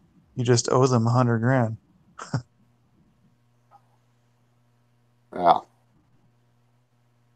And we went over this, didn't we touch on this last time? The whole loan thing. I mean, when they loan you money, you never actually see any of the money. They take a piece of paper and you sign it, and you go to the bank, you put it in the bank, and then you're allowed to use your little bank card to swipe and spend it here and there and everything else. Now they loan you $3,000. Now you're going to have to pay back interest on that. I think the whole thing to pay off my relatively small student loan, which took like 12 years, I think. For them, I paid back 4.5 times the amount of money that I borrowed, because it was, it's credit card interest. I mean, I would my payment would be, I think it was $68 or $100, $120 or something like that. It would change every month. They tend to do your payments now this, your payments now this, because whatever they would send, set my payment out, we'd pay twice, and so they'd adjust my payment. And it was really annoying because they don't want you to pay it off early. They want you to pay it off on schedule, because when they had it, I think it was at one time it was set at $68 a month. And now my student loan was old. Okay. This was a lot of money back then. $68, maybe 50 cents went to principal, 50 cents or a couple of dollars. That's why. But if we doubled it, or if we put $40 over, then $40.50 went to principal, and they didn't like that.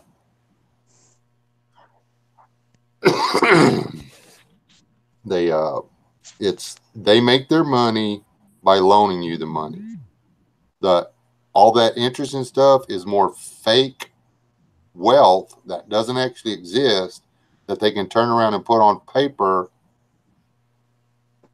to loan to more people money that doesn't actually exist, so that the people can pay them back. The interest that goes back to them, that's money that you have to make over what you borrowed. That's money that you work for to give them. That's actually real wealth. It's a product of your productivity. So the money you pay in interest is actually real money that the rich are making, that the banks, the Federal Reserve people are making off of you. It's how else How else can you allow somebody to hold on to $68,000 for 5 years and not pay any interest? The new Ford deal you got going on. I mean, they'll sell you a truck. You pay zero interest. Yeah, a lot of that over here as well. You know how they do that? The Ford, the guy you buy the truck from, he goes in debt for $30,000 to buy that truck. He sells it to you for $68,000. He keeps $8,000, and then the other $38,000, the $30,000 over, that goes to the guy he borrowed the $30,000 from. So for 5 years of no interest, the guy that backs that truck, that allows you to pay rent on that truck for 5 years, makes $30,000.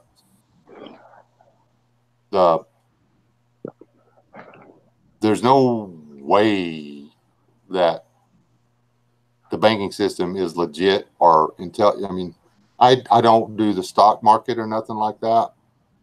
I'm not going to put my money somewhere so somebody else can use it in hopes of making some money and me make money off my money. Because that 1 or 2 points that I get off of my investment is all the real money that I'm making. But I've got that money somebody else has to lose. I have to hope that somebody else fails and loses their butt somewhere so I can make those few points. Not everybody wins in the stock market. I just don't do it. I don't morally. I can't make myself okay with it. Personally, I just can't do it.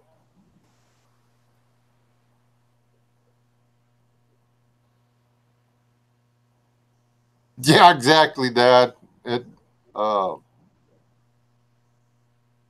We should have titled this "Things We All Think About But Don't Want to Say Out in Public" because our friends will look at us funny.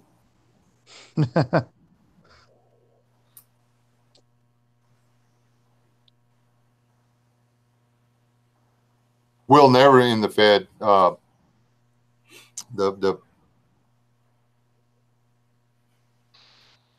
They are in control of the horizontal. They are in control of the vertical. They are in control of the contrast and blah, blah, blah, blah, blah. We do not have the power to end the Fed. If we ended the Fed tomorrow, if we had a nationwide vote, everybody just walked down to a bowling station and wrote down on a piece of paper, I vote to end the Fed. And it was unanimous across the country that we ended the Fed. So Congress had no choice but to end the Fed. We would be bankrupt. We would have no money. There would be no currency. Our dollars, nothing would have any value. All that gold that everybody has put back that they're planning on spending when the Fed collapses, with the rate of inflation, that $600 or $800 ounce of gold that you're so proud of is going to buy you a loaf of bread if you're lucky.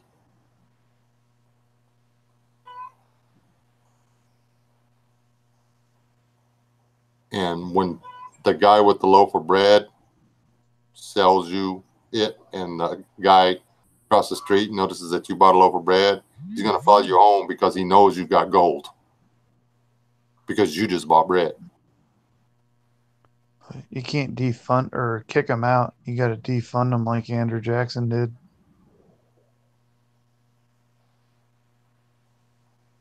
You know, it's against the law to walk into a truck place and pay cash. Hey. Or a car place. You can't walk in and pay cash for a vehicle, for a new one. And that's messed up. You Try, buy, try to pull 5,000 out of your bank account and see what happens. you Really want want to know why? it's nuts, man. I always just say, hey, I'm gonna go buy a piece of farm equipment or whatever when I draw cash like that. There's like, oh, we used to get our income tax refund. I mean, I miss those. And we go at it, I need to just cash this. They'd be like, are you sure you don't want to deposit it? No, I don't want to see them Benjamins. Oh, yeah, I get that. Oh. And it, turn around after I've seen them, chances are I put it back in the bank, but not, that used to be new vehicle time for us. And we take out enough to go put the down payment. And we didn't do it every 2 or 3 years or whatever. And we didn't buy a new vehicle. We bought, new to us was new, every 2 or 3 years we try to find something with less than 100,000 miles on it. I tried to take 5,000 out after I got a bonus for one of my re-enlistments to go buy a pickup. Yeah. And like they had a meltdown. I had to fill out like 3 different forms and they had to request some money and it took over a week to get it. Dude, I quit one of the banks here because to go in and cash my own check, like if I went in and wrote a check for cash through the window or whatever, because it's easier than doing the whole I need to do a withdrawal. You just go cash a check for yourself. It's me. I give them my driver's license and my check, and I've got an account there. And they want 2 other forms of identification. I'm like, what? You've got to be kidding me. And they took photocopies and have it on the computer now, because I still go cash stuff at that bank. I don't bank there, but all they need is my driver's license, and they pull it up. And you know how you can see what's going on through the window at the bank. You can see what's going on behind them. You can, in the reflection, I can see that pulls up, and they type your name into the deal with your ID or whatever, the name of your ID, and it pops up. And there's a picture of your driver's license, your social security card, and blah, blah, blah, all that stuff on the screen. I'm just like, you've got to be kidding me. Y'all actually have that in your hard drive.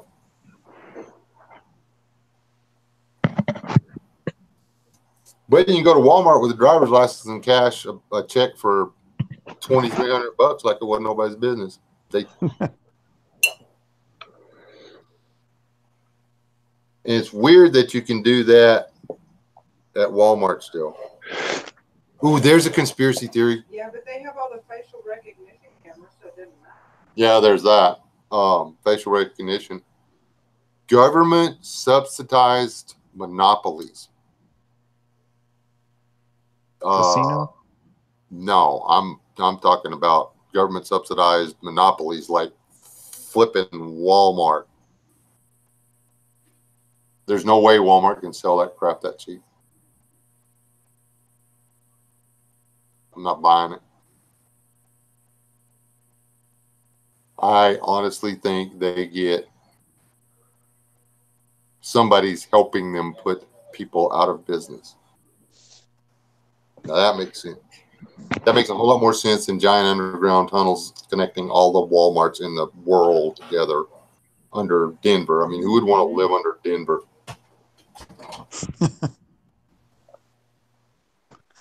You ever have them harass you when you're leaving the store, like try to look through your cart? Oh, that receipt, please. I just push through them. I just ram them with the cart and keep walking.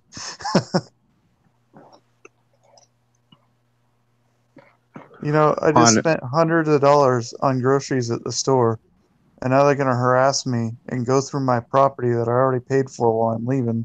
That's horseshit. Yeah. What's funny is when you sit there at the front door and you've got the little cards that have the little magnet thing in them or whatever, and you wait for some rather important looking lady with expensive jewelry and nice clothes and nice hair and everything to walk through. And right as she's pushing her cart through, you you pitch the thing across the floor so it sets the machine off. Don't do that. That's not funny. Just saying that if you did do it, some people would find it funny. I personally would never do that.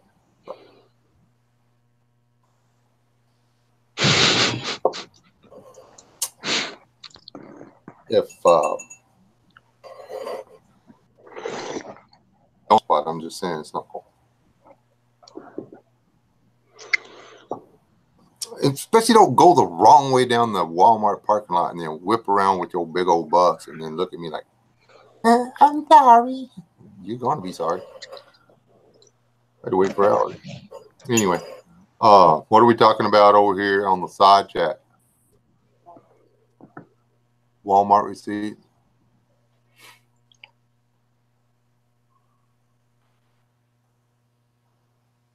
I don't have any choice. I have to buy a lot of stuff at Walmart because that's what we have.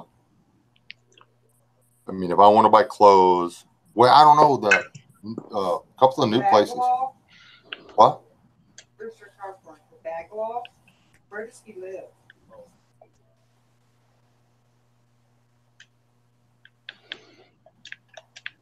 Where do you live that's got a bag law, dude?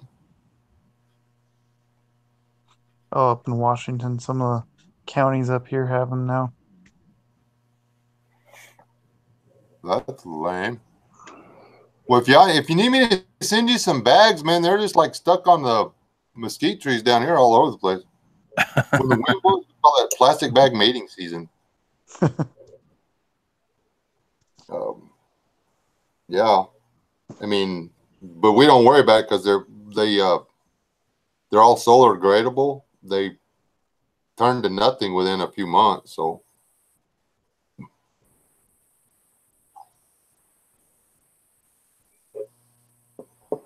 it's those commercial black plastic bags that stick around forever.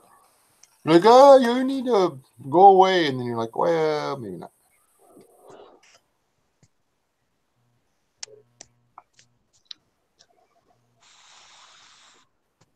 Yeah, you can buy the reusable shopping bags or whatever. Oh, actually, there's a lot of people here that do that. But I asked the one lady why she was using those or whatever. She goes, because it's such a pain to have to throw all those other bags away. I was like, you know what? That would save a lot of trips to the dumpster. So, plus it lowers the price of fuel. Every bag that you don't use lessens need for crude oil. The less there is, the less of a need there is for crude oil, the lower the price of crude oil. Know that?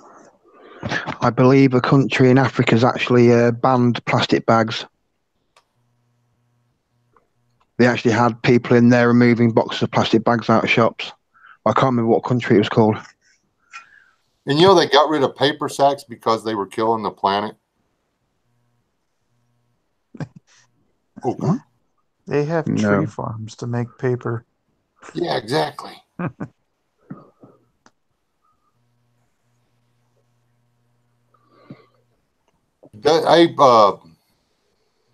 Well, y'all that know about the whole bag law or whatever, like if you bring your bags back in, do you get the new bags free or what?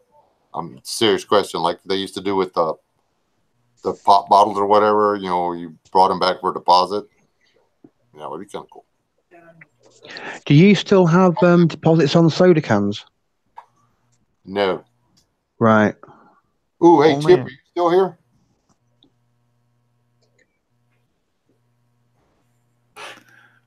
Well, they in some states have certain recycle value for them, Right. but it's not like if you return your bottles that they'll give you 25 cents or anything like that. Well, I just didn't know if, like, since they charge you 10 cents a bag, if they would like You know, if you brought them back in, if like you recycled the bags, if you got credit. Y'all give me just a minute. I'm going to change gears really fast. Hey, Chipper, guy wanted me to come look at maybe helping him get rid of some old equipment and stuff. And actually, I really want to buy one of the tractors, but that's not the important part. We were just looking through the stuff. I found a Phillips 66 lubricant can from the 60s. I now have another Phillips 66 thing. It's so cool. Just there you go. I'm done. And there was a fortune over here. Also have a it's one of those things that everybody puts the giblet gravy in whenever you go to the Thanksgiving dinners or whatever. I don't know what it's supposed to be. Maybe a cream pour majigger or something. I don't know. Anyway, it says Department or Medical Department, United States Army something, or United States Army Medical Department. It's got a stamp on the side of it. And I'm like, well, I don't think you're supposed to have this. So, yeah, I am now. Thanks a lot, brother. I don't think that's a gravy boat. Specimen boat, maybe. That's what I'm thinking. I don't know what it is. It's I've got it now. It's cool. I don't know what I'm supposed to do with it, but found a whole bunch of 10, 2, and 3 or whatever it is. 10. The Dr. Pepper bottle.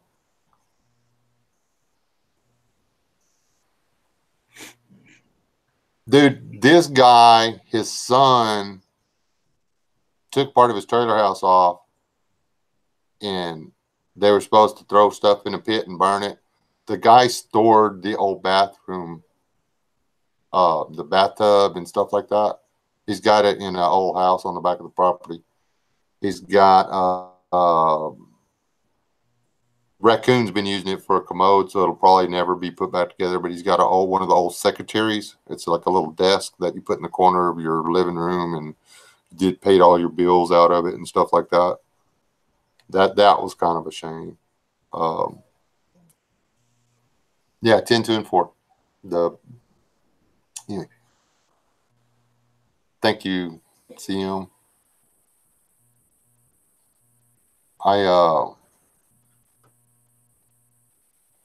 There's all the stuff that's out there. He's got a hot oil truck that was used in the oil field in the 50s. No, I lied, 60s. I mean, early 60s. It's a 50 something, like a 56 F600 or something like that. It's a hot oil truck. And I was looking at how it worked and stuff. Like, there was a man standing here by this. And yeah, I know they used to make jokes about hot oilers. There always being a job in the oil field looking for a guy to run a hot oil truck because you could die.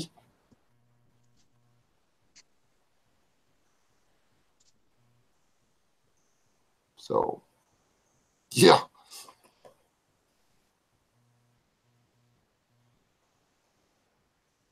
I took a couple of short videos of some of the stuff. I need to get back out there and do one of that truck.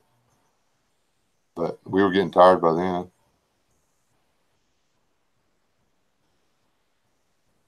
So 20 acres of junk's a lot of junk to walk through.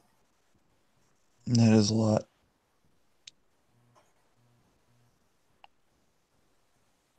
And I'm sure you probably didn't see it all. Not even close. He said, somewhere in this building right here is a single shot 22. I know he kept it in here to shoot birds that come in the barn with him. I was like, there's a gun in here. He said, yeah, somewhere. Okay. But this guy come up in the Depression, and he didn't throw nothing away.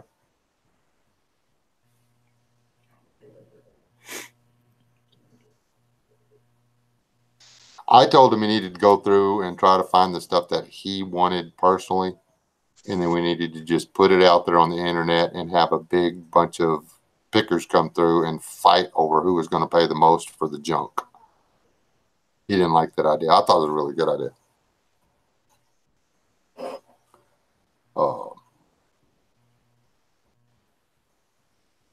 He's got 2 ditchers back there. They both run.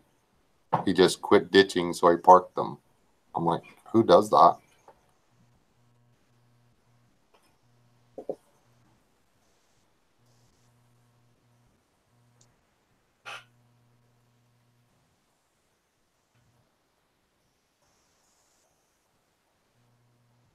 He has a, I need to get all the, I need to find Farm All Fanatics channel. He's got an old Farm All back there that's actually running. It'd have to have rubber all the way around. If anybody's in the market for a case tractor, he's got one of those too. You can get pretty cheap. It's propane, but the engine's just been gone through. Everything was, I mean, he was planting hay with it 5 years ago. Good night, Ellis.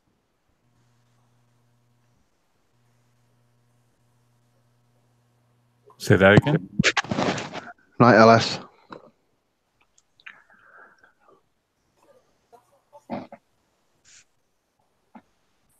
Okay, so what else we want to talk about? What time? How long have we been in here? Only been in here 2 hours. Gosh, we just better got started. You know anything about tractors, Wes? They pull stuff. No, what do you need to know? We were thinking about getting a little backhoe, kind of a backhoe front loader kind of dealy, like a little Kubota or something for the property. Okay. What do you want to do with it? Just general land stuff around the homestead. Maybe building swales or using it for just moving piles of dirt here and there for various things. All right. The little Kubota backhoes are really super useful, but they're limited in what you can actually accomplish with them.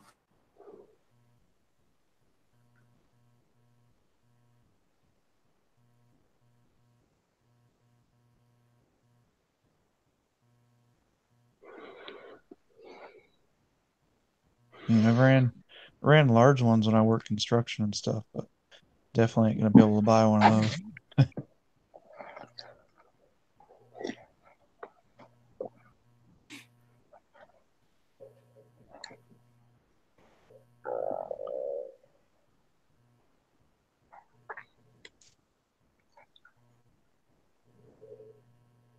I like Bobcats.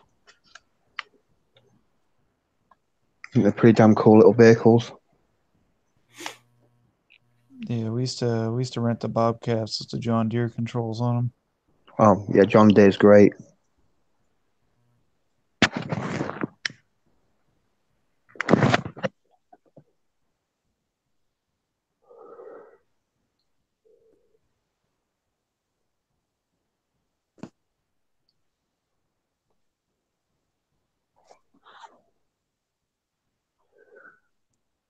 All right, while it's quiet, I'll tell you guys something about Walmart. I have mentioned it once or twice, but I think Walmart get quite a lot of subsidy from this company here. Hang on, crap. Right, that's called Asda. It's a supermarket in England that's actually owned by Walmart. There's 130 superstores across the country. So they take all the money from Asda and bring it back to America. So that might help the reason why some of the stuff's so cheap. Yeah,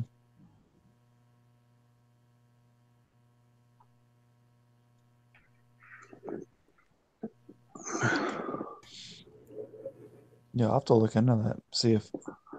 Do a little research on the Walmart thing, see if they're getting subsidized.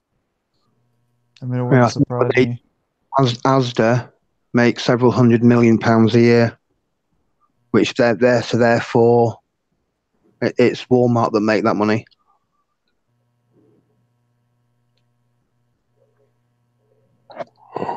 I found this out when I was trying to see if there's a Walmart in London or Tractor Supplies.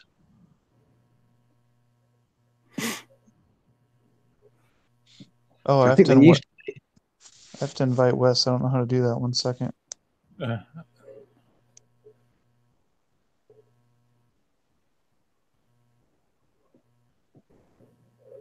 Oh, he's back.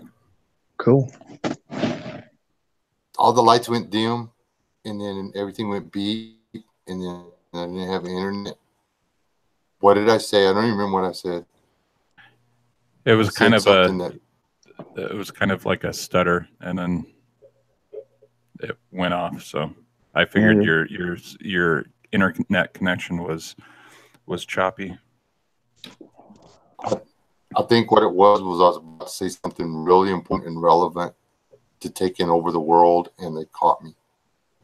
Them sneaky phones. A pinky in the brain moment. Yeah. Oh, we were talking about tractors. I was busting on Kubota. That's what it was. Well, apparently Google has some stock in that company. Don't get me wrong. I'm not disrespecting Kubota. They're a good little tractor. We used one to do a lot of work around here. I've used one for a lot of things. They're just limited in what they can do. They have a really good credit program for buying one. But was it me, Monsignor? I would look at the your local John Deere places, or York or whoever, and see if I could find a good used full-size backhoe. There's no warranty or anything like that. You'd have to get, you're going to want a good one. Find somebody you can trust to buy it or whatever. And even if you have to give 15, 16 grand for it, the tractor is going to, it'll do what you need it to do. The difference between what a full-size New Holland or Case or John Deere tractor will do, a backhoe will do, compared to what a little Kubota will do, is night and flipping day. Yeah, I have no problem getting an older backhoe or front loader. I can do the work myself on them. And that being the case, since you're a mechanic, you're mechanically inclined. Now, be advised that some of that stuff, like reworking the cylinders, that's a lot, and the kits and stuff for them can run into a lot. The hydraulic hoses can run into a lot. But if you can basically steal one, and the transaxle and the engine are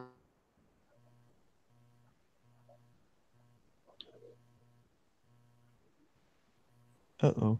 Uh-oh. We may have lost him again.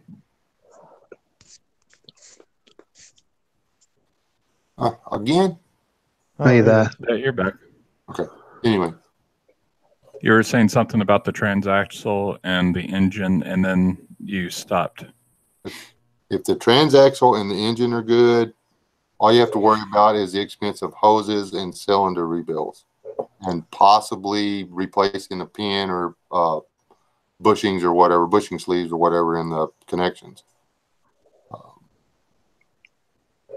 Yeah, I could probably get you into a really good used well, it's ugly as sin, but I could probably get you into a good used John Deere backhoe right now for about $3,000 that you could roll up on a trailer and take out there and put to work.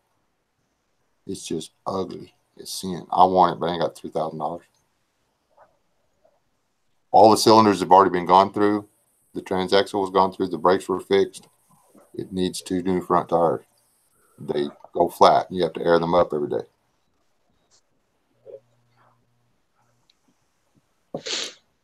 Backhoe tires and truck tires are not the same thing. It's the same size rim, but you got to get the bias ply, that like 12 ply sidewalls, whatever. They're thicker tires, aren't they? Way thicker tire. Are they calcium filled like the Bobcats?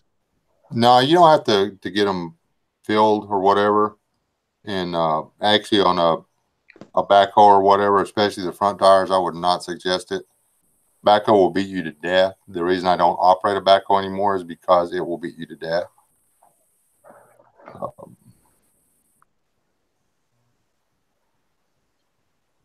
I can run a backhoe, track hoe, loader, either articulated or not. I can run a skid loader like it ain't nobody's business.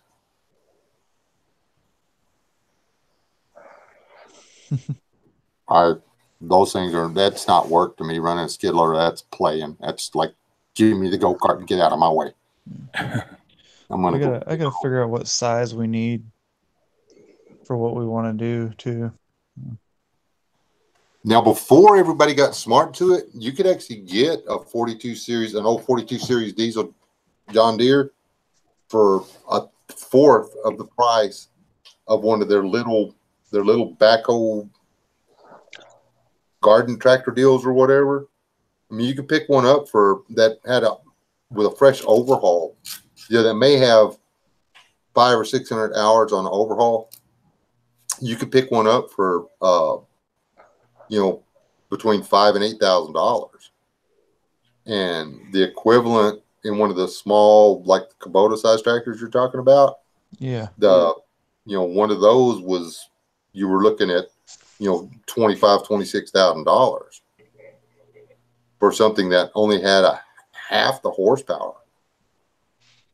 Oh, it's like those stupid little John Deere truck car things. Gators, yeah. The weather operator wanted to get one of those. Those things are over 20 grand new. I was like, let's just get a beat up old Ford Ranger and we can run around in that. Yeah, exactly. Or one of those little four-wheel drive, air-cooled trucks or whatever, those little cab overs. Get one of those. We could just get a beat up little pickup truck and use that around the homestead. Because those little, I don't even know what they are. They're not really ATVs. They're just like little golf carts with a bed on them.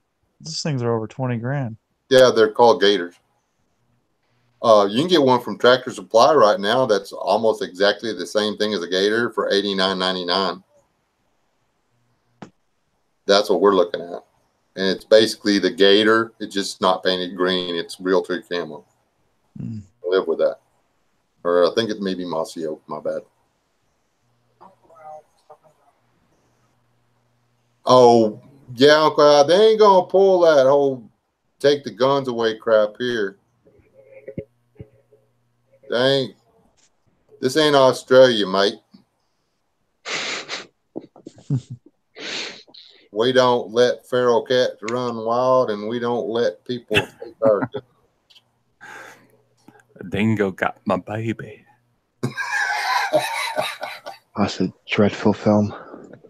Oh no, it's a Seinfeld reference too. Yeah, that's what I said, Chipper. $1,000 and we'll beat the hell out of it. That I actually miss it.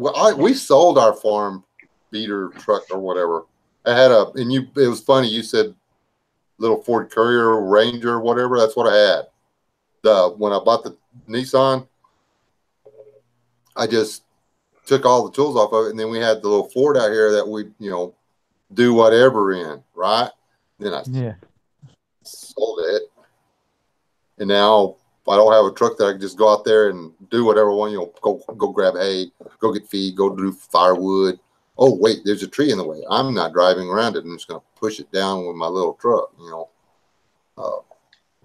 Dang it.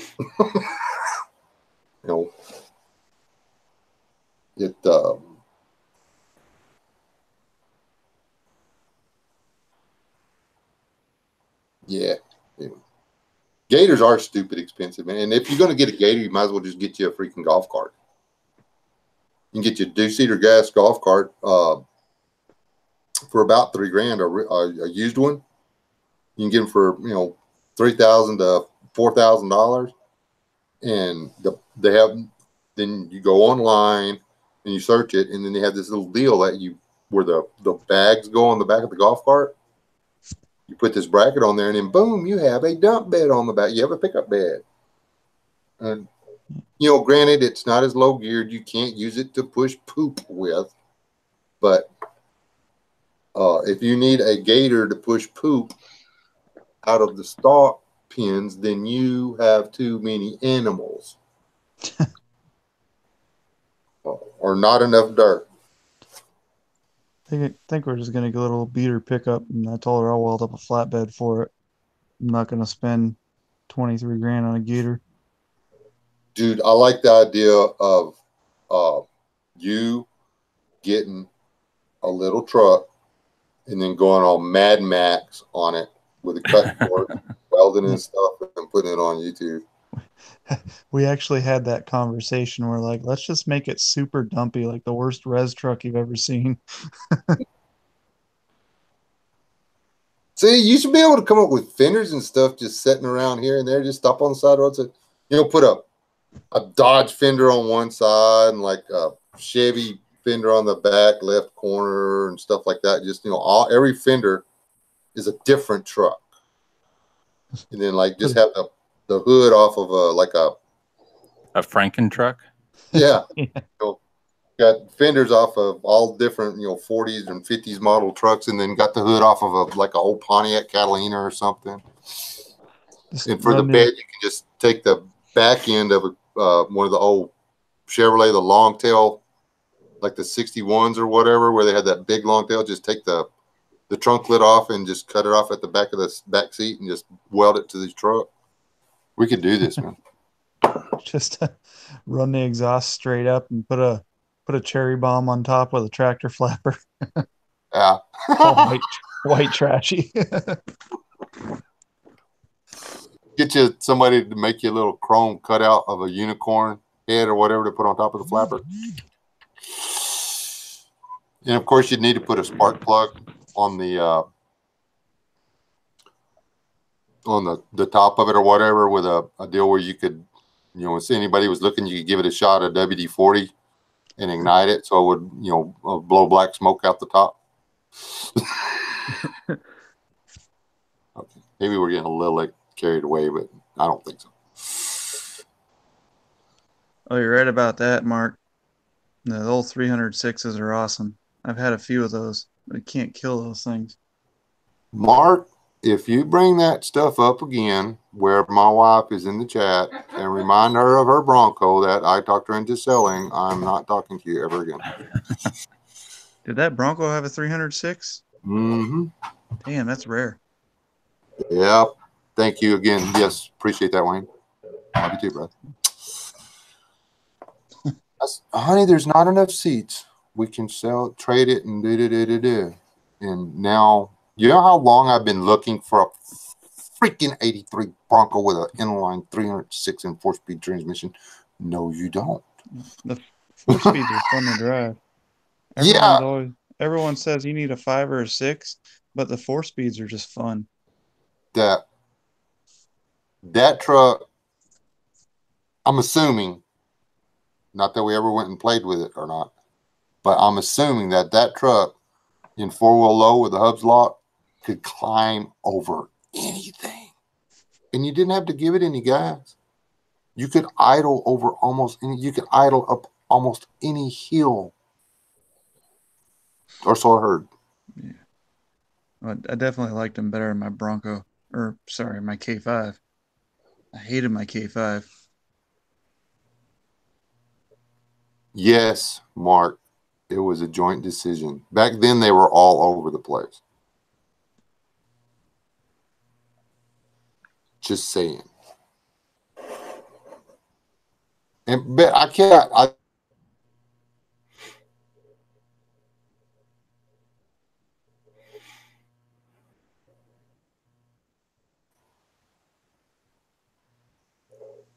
Did Wes drop again?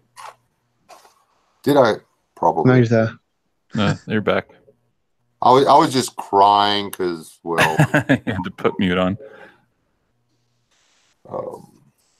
Hey, Wes, I'm gonna have to drop off. My wife is needing me to take care of some stuff. All right, thanks for stopping by.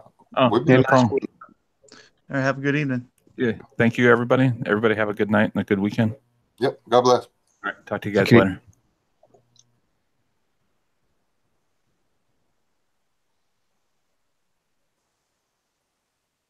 Okay, Kentucky. Now you're just trying to get me stabbed. There's no way my wife's Bronco wound up in Chihuahua, Mexico.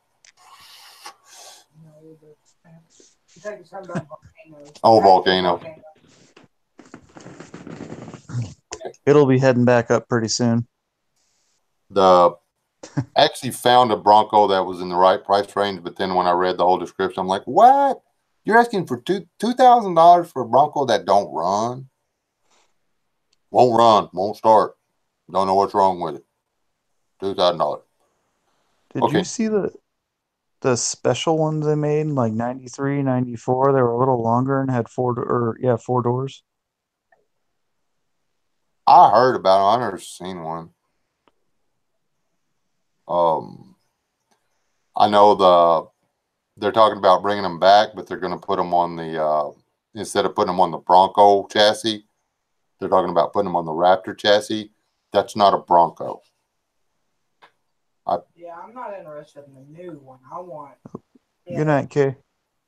The Right, okay. IKK. No, but a Raptor is a cool truck and all that, but yeah, I know. That's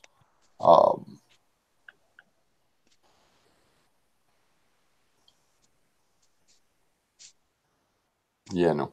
The Bronco, the Bronco was, there's two vehicles in the history of American motorsports that were ever barred from competition. Barred from professional competitions. Those were one, a Chrysler. I believe it was the Fifth Avenue or the New Yorker. They might have been the same thing. Anyway, that frame, that vehicle was barred from smash up derbies because they had an unfair advantage. There was so much steel around the engine that you couldn't put them out. They're built like a trash barge. Yep. And then the Ford Bronco was barred from running in indoor four-door or indoor four-wheel drive races because the way the chassis and stuff was made and the way the truck was made, nobody could compete with them. They couldn't outdo the Bronco. So you couldn't run a Bronco or you can't run a Bronco and you can't run the New York or Fifth Avenue. Oh, and the 500. Was it 500 or the 300? 300. The 300 was barred from the Daytona too. So Mopar got two of them and Motorcraft got one. That's not bad. Being so good at doing something that you're not allowed to do it anymore. Well, at least they didn't go the opposite route like Harley did. They started to suck so bad that they only race Harleys against Harleys. When Harleys were made in America, that stuff didn't happen. Did I say that out loud? Did I get cut off the internet again? Because everybody knows that Harley's made in America, right? Hurts me.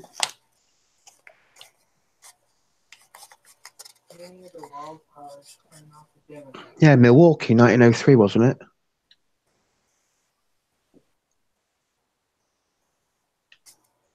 All I know is that Harley shipped most of their parts manufacturing overseas. I don't even think their engines and stuff are made here anymore.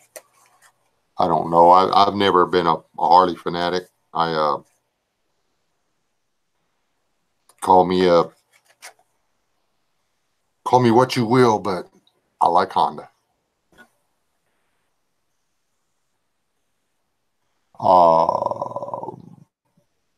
Kentucky,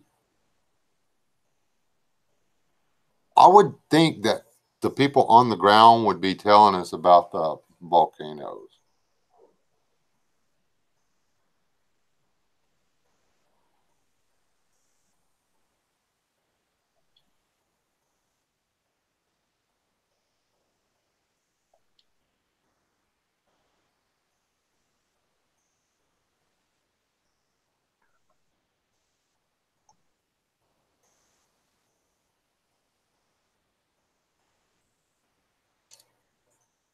Fathers will purposely set to start mining gold.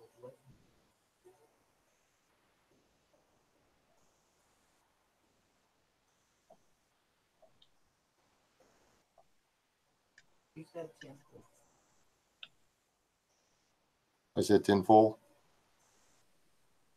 There's some tinfoil stuff going over here in the side chat. Everybody's reading, I guess.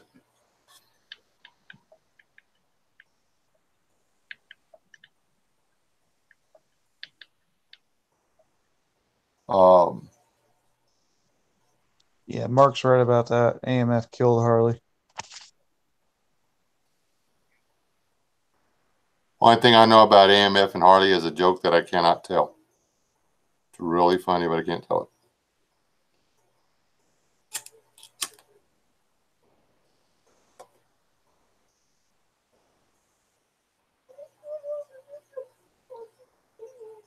Now, Hondas might have started the fire, burning up the roads like they do.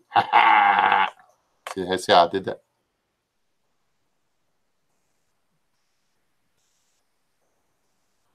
That's pretty sneaky. Oh, I'm listening. I just got an email back from the boat. 1 second.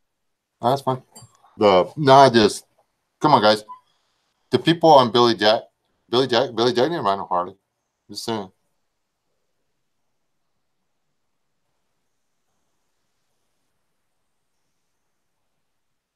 I like the mid 70s, early 80s Hondas, and I like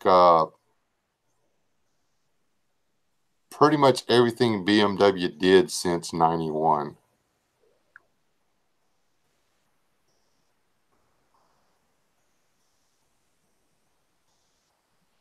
Now, there's some pretty Harley Davidsons out there.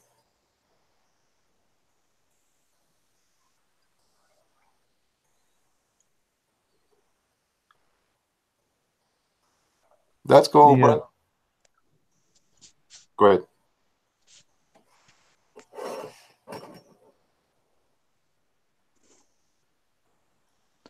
Are I do too, Indians actually made here now?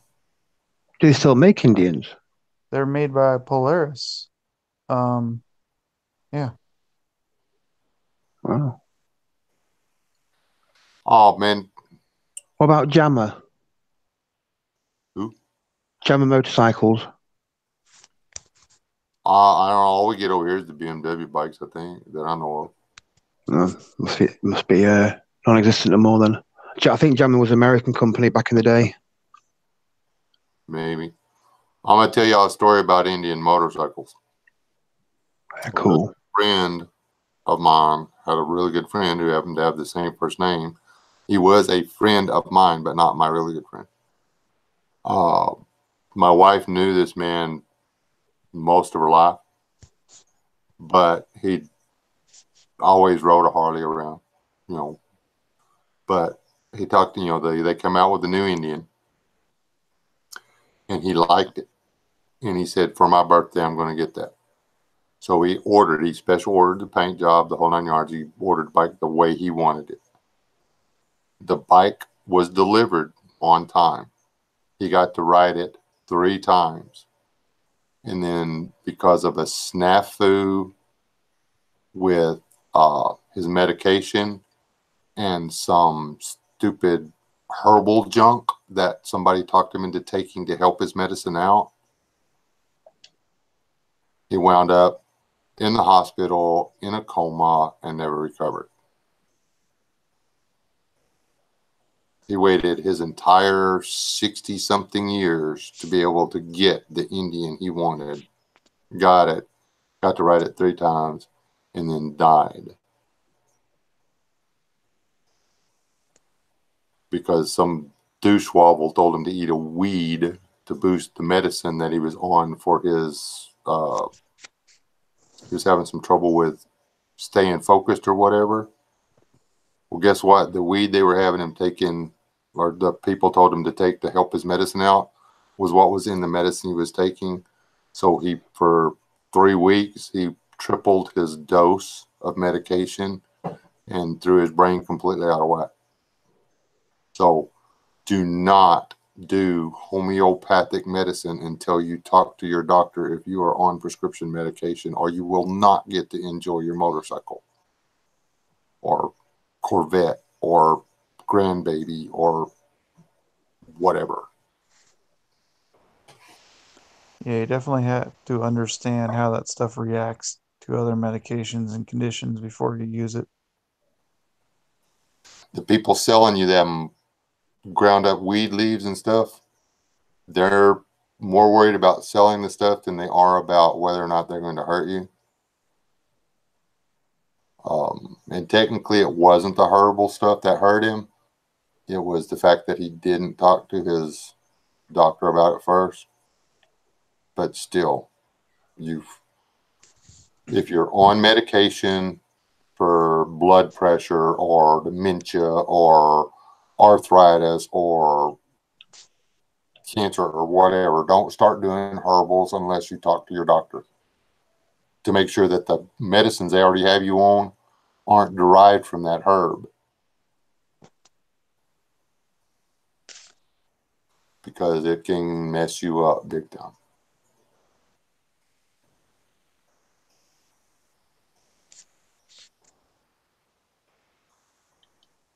There you go.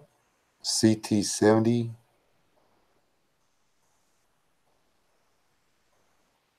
Now, I'd take a 70 Chevette. My vehicle of choice is a 71 Buick Skylark 2-door. Those are cool. Yeah.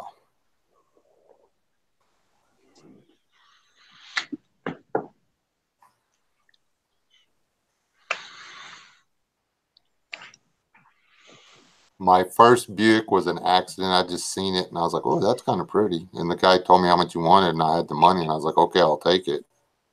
And old school American muscle, I'm sorry, you'll never convince me that anything will ever outdo if I bought a Chevrolet and could stuff a Buick 350 in it, in a heartbeat, because my 350 is going to beat your 350's butt. The end.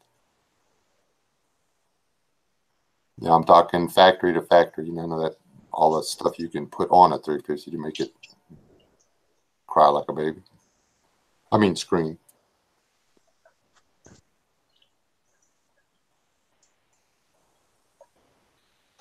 I've been on motorcycles that were stupid fast. I've built a few that were stupid fast.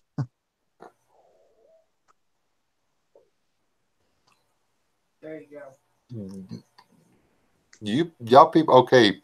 Dior, you can deliver that to. I'll take one of them, the Cutlass or the GTO. Preferably for me, the Cutlass, because I'd get to drive it more. My wife would steal the GTO. Yeah. I want like a 64 Galaxy with the fastback, the 500. 64s and 65s were light.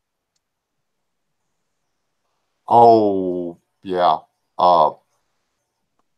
Remember that they didn't get very big everybody made fun of them or whatever, but the little Fairlanes or whatever that they come out and they had 4 bolts on the wheels and stuff like that. They were a super light car, had a little bitty inline 6 in them and everything.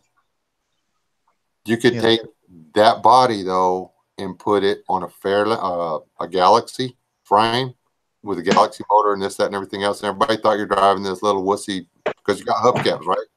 They think you're driving this Fairlane and then you pull up there and you're like, you tear off, and they're just like, how'd you do that? I'm not telling you. You beef up the drive shaft and the cam on that little straight six, and you can put like a Chevy 6.5 turbo on it, and those things will get up and go. My first race car was an AMC Hornet with a 236 inline six, 230 something inline six in it. Inline six. They're not. People disrespect them all the time. NASCAR runs 6 cylinders. People, they don't run V8. The inline six is the best kept secret in racing. They will launch you faster, and everybody thinks it's the last quarter mile that, or the last few feet of the quarter mile that matter. No, it's the first few hundred. That's where you're making your time. You win or lose the race, in my personal opinion, in first and second gear. You make it in torque. Everyone wants horsepower, but it's torque that gets you there. Well, that's why that Bronco with the 300 inline six, it could out climb everything. Because it would just torque over everything. It could just do it.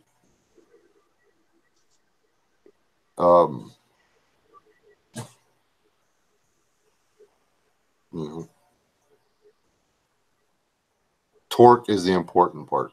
You can get horsepower by just redlining your engine. But and see, that's the difference, in my personal opinion, between Toyota and Nissan engines. Toyota's little 22R put out so much more torque Nissan had to put up against it that it wasn't even funny. It's like the engine that could. The little engine that could, you know. They were gutless, but off-road and low gear, they had a lot of torque. Yep. I mean, you're not going to win a drag race with one. Well, hold on, I'll take that back. But you could beat the thing to death. You could run in the sand. You could run on gravel. You could run on pavement. You could go up the side of the hill. You could go, just. I built more than one race Toyota, and I love them. The only thing I found that I like better than the 22R was the 18. The 18 was an amazing little engine.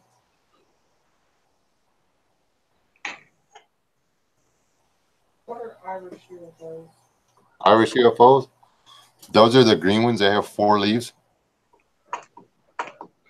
Oh. The leaves kind of look like shillelaghs.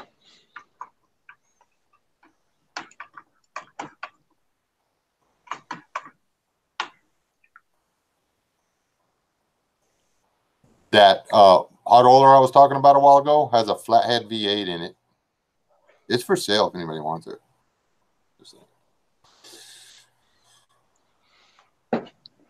If I had the time and the money to buy the truck and put it back on the road, I would still make that a daily driver. They've always got UFOs over there, but the big triangle ones, the ones that rotate slowly, they're look like a giant flying guitar pick with lights on the 3 corners, and they rotate. Those are the ones you're talking about, or Uncle Al?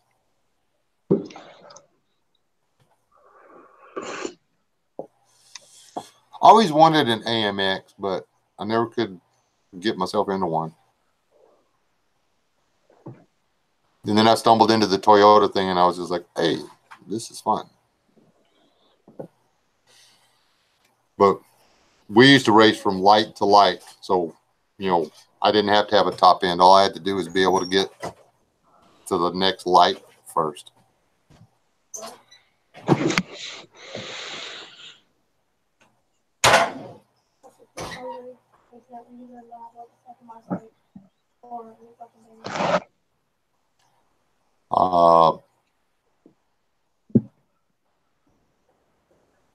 I wonder why that was held for review.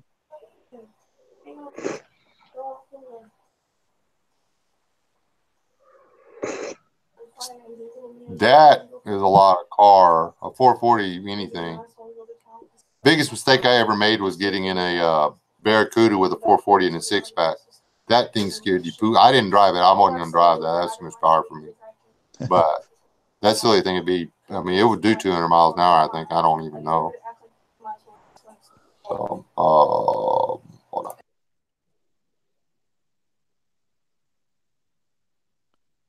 Yeah, if I was gonna put a new engine in something and hot rod it, these days I'd probably do a 383 stroke or a 348, depending on what model of car it was.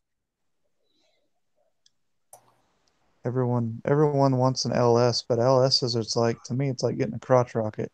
Anyone can go fast on it, and they're no fun. You just plug it in and play. Yeah, it's like, I mean, you didn't build your car, you bought your car.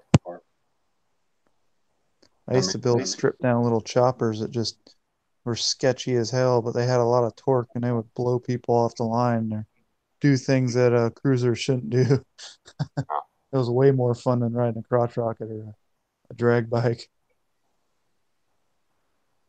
Yeah, I mean, it all depends. I mean, and I'm not if you want to, get you an old Nova and put you one of the new Corvette engines in it, I mean, it's your paycheck, but it's, I lost a lot of races. Not that I do not, I repeat, disclaimer, do not promote nor suggest, nor do I think in any way, shape, or form that racing on public roads is acceptable, intelligent, or anything you should ever try to do. In my youth, very misguided and poorly used youth, I did some of that, but I built my cars. I took and bought a car and took what was in it and I made it the most. I squeezed everything out of the vehicle. I took a Chevy, 78 Chevy Monza and built a car capable of 150 miles per hour plus.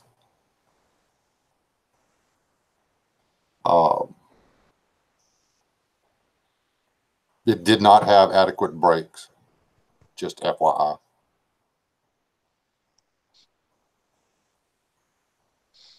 I've had sport bikes too, Chipper. I never got into the crotch rockets. Now, I did have a CBK, but that's different. Sort of.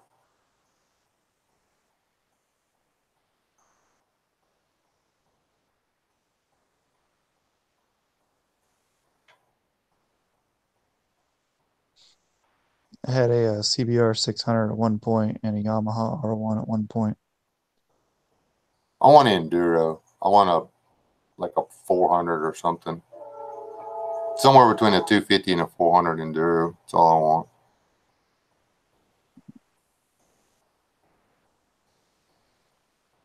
I want. I like chopping out the Evo Sportsters and the Vulcan 800s. They're fun to strip down and hardtail and give them a ton of torque.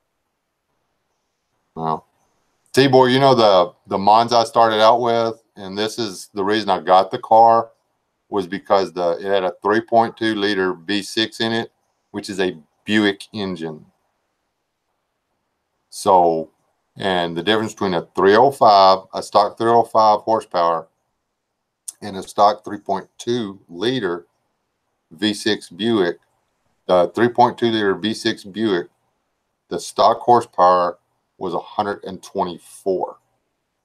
The stock horsepower in a 305 Chevy V8 was 130.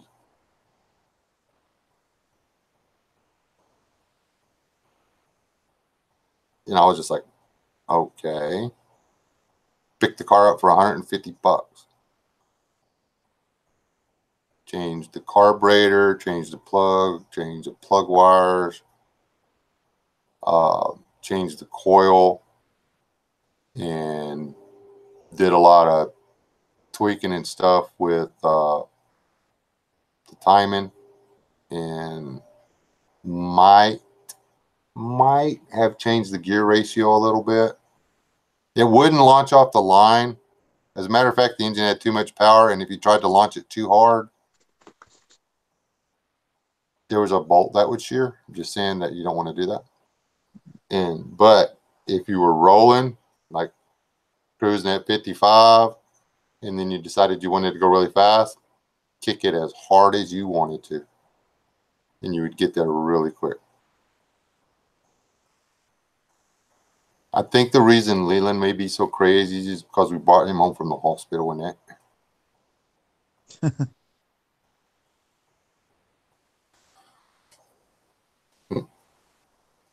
It was a good car.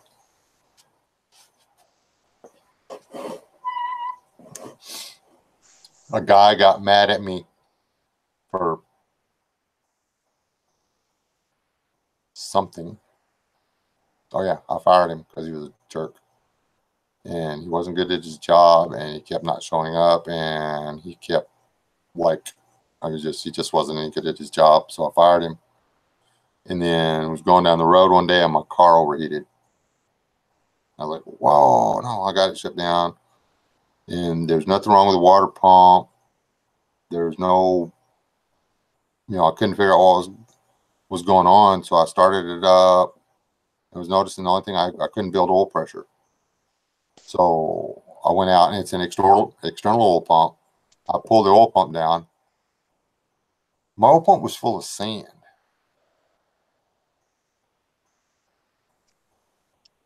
The jerk, and so I started looking and stuff, and I took my valve cover off and stuff, and sure enough, there's sand in there. The guy had dumped superfine blasting sand into my engine.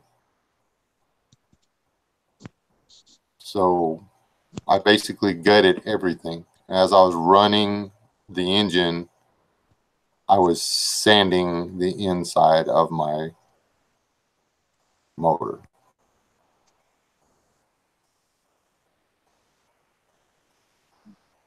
I could have brought it up to 3.8 and saved it, but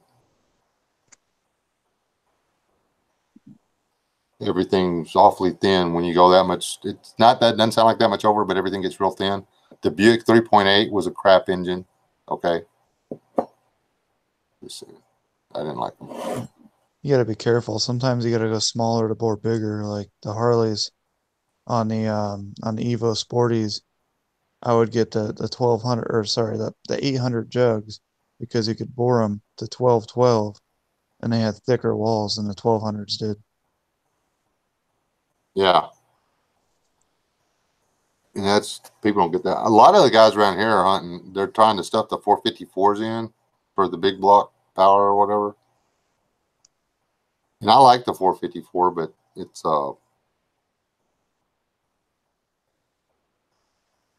for a raw hot rod or whatever. I don't like them for a daily driver. It's just wasted.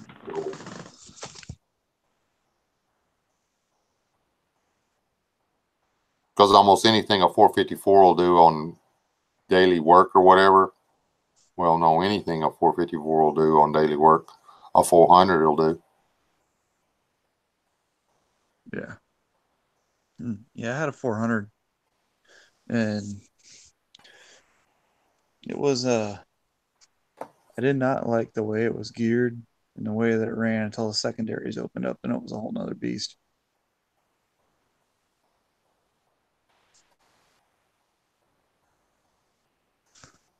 Once he got on it, man, that thing would go.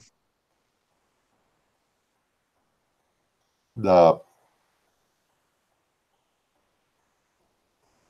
was that? They come out with that little turbocharged.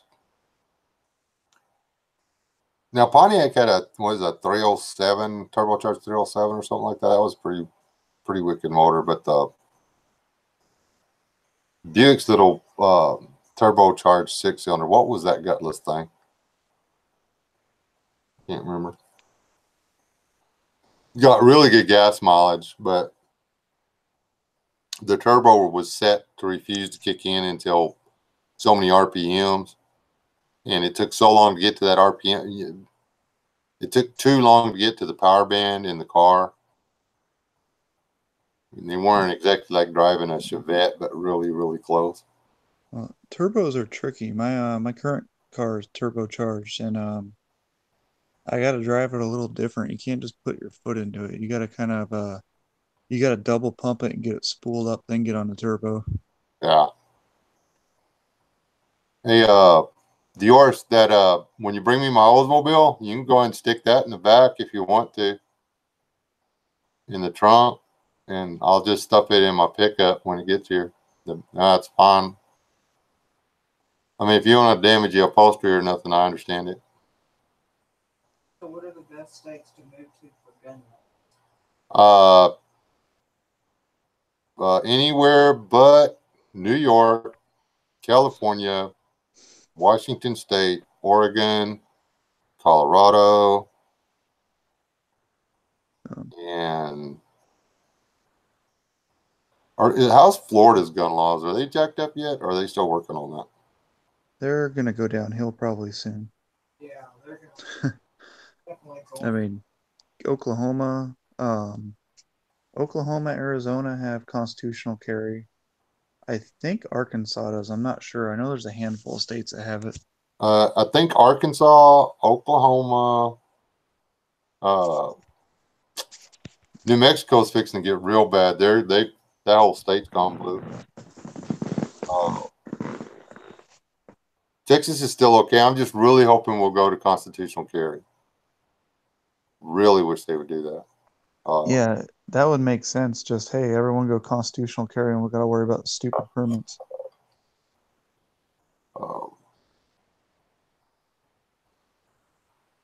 I think they need to make it a deal where if you commit a crime with a gun, then you don't get to use a gun no more. I can deal with that. If you abuse your rights, you lose your rights. That's Or if you're a convicted felon, you have to get a permit to buy a gun, not law-abiding citizens that haven't done anything wrong. Colorado, you can still open carry. Is Colorado still constitutional carry or not? Well, I think they're all screwed up right now. They got like magazine stuff going on. I think they got the 10-round magazine thing. Well, there's some states that say you can carry the gun, you just can't be loaded. Why do I want to carry it? Oh, I'll be right back. I'm getting an email.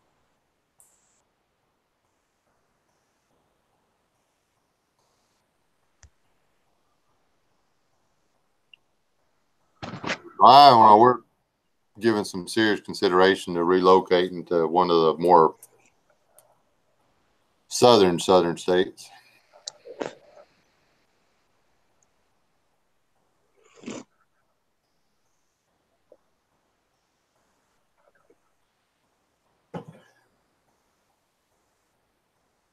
But see, you got to worry about it. See, like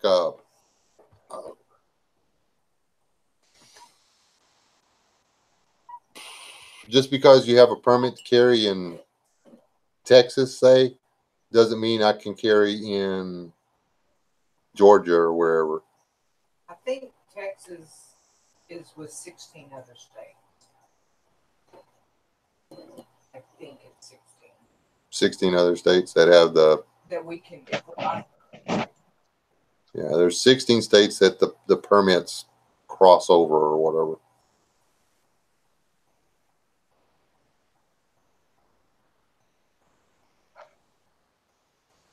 Well, Texas is if you've got a permit you can carry, and you can carry any long gun in this state. You can open carry a long gun as long as you don't present it as threatening or whatever. Yet there are towns or cities in this state that will throw your butt in jail and take your gun away if you walk down the street carrying your rifle.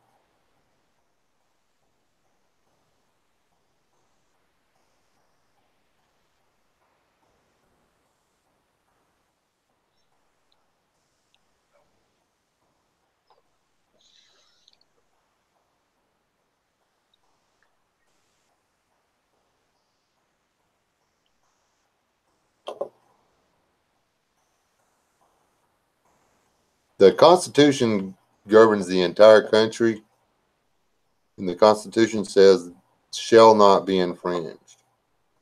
So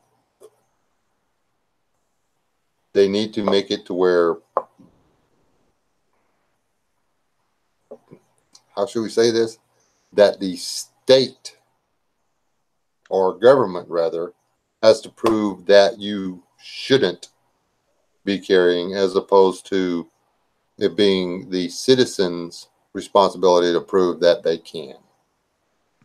If you drive drunk, you get your license taken off you, don't you? Right. But you have to drive drunk first. Yes, if you do a crime with a gun, then I think you're right. Yeah, you should have your right taken away from you. Right. Just like if you were drunk, got caught drink driving. Well, like the friend of mine that can't get his concealed carry, he can't even buy a gun because he, saved a woman from getting her butt beat and beat a guy down. Now he can't get, they flag him every time, and he can't buy a rifle. He can't even buy a rifle. But the charges were dropped, but you don't have to be convicted. All you have to be is charged with a specific kind of crime, and you don't get the gun. Can't you appeal? I don't know. I don't think she's ever tried. They did that when I was in Virginia, Dorse. If you bought a AR or something, they wouldn't give you the magazines with it.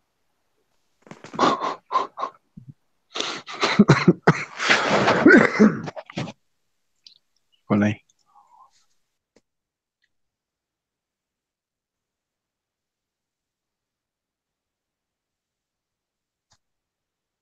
But when I'm out hog hunting, I don't want to carry all them damn bullets. I only need a couple.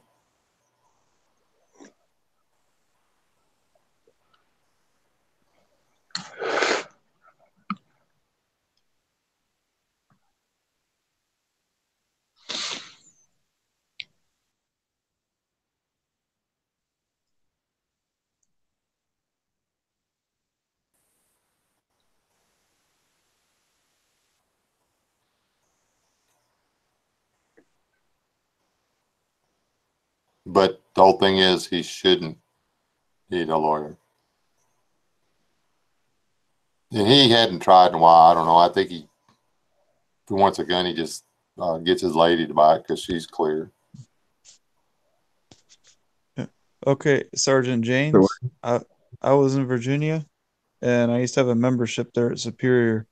So if you bought an AR-15, so if you were a first responder or military, you got a deal. But they had some stupid law that they couldn't sell you or they couldn't give you the 30-round magazines with the rifle, but you could go in and buy the magazines separately. So I'd have to take the gun to the car, come back in 5 minutes later, and give them $1 for the magazines that came with the rifle.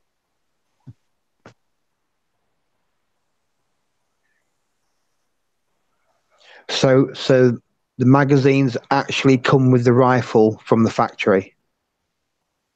Yeah, you usually get one or two. And they still can't give you them, even though they're in the box.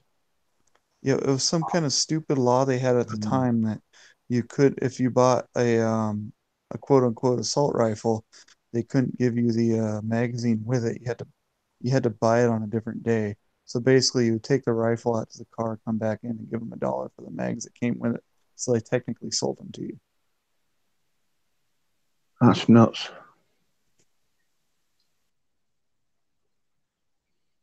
I had to do that at Superior, and I also had to do that at the Armory, another gun store in Virginia Beach.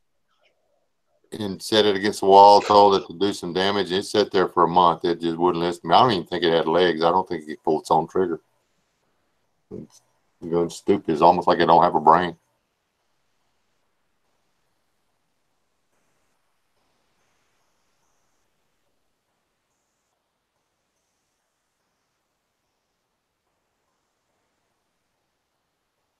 Yeah, I used His to go to lady can buy a gun and then give it to him. You can buy a gun and then decide to gift it to somebody. There's no law against that. Well, but that's they're saying in Ohio that it's illegal. It's illegal to buy a gun for somebody else in the state of Texas too. She doesn't. He just tells his lady that he wants one, and she goes and gets it for him for a gift. Totally different. All the new laws here are stupid. I gotta wait a week when I buy a pistol to pick it up. Yeah. Okay, side chat is. Don't know about y'all, but it's getting really close to my bedtime.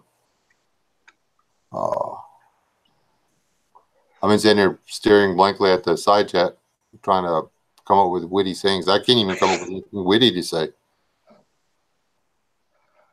That's Yeah, I scary. only went out to that range in Pungo a couple times.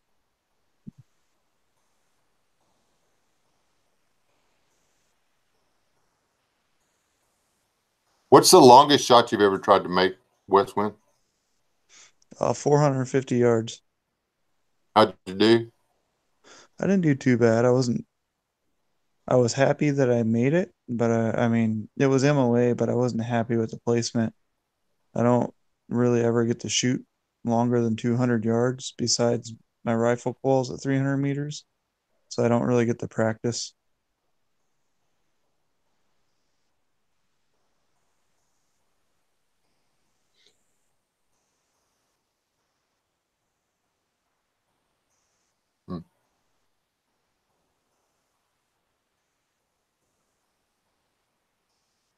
I'll be sure and tell him that, Matei. There was a lot of Kentucky windage going on with that one, so honestly, I was lucky I hit it.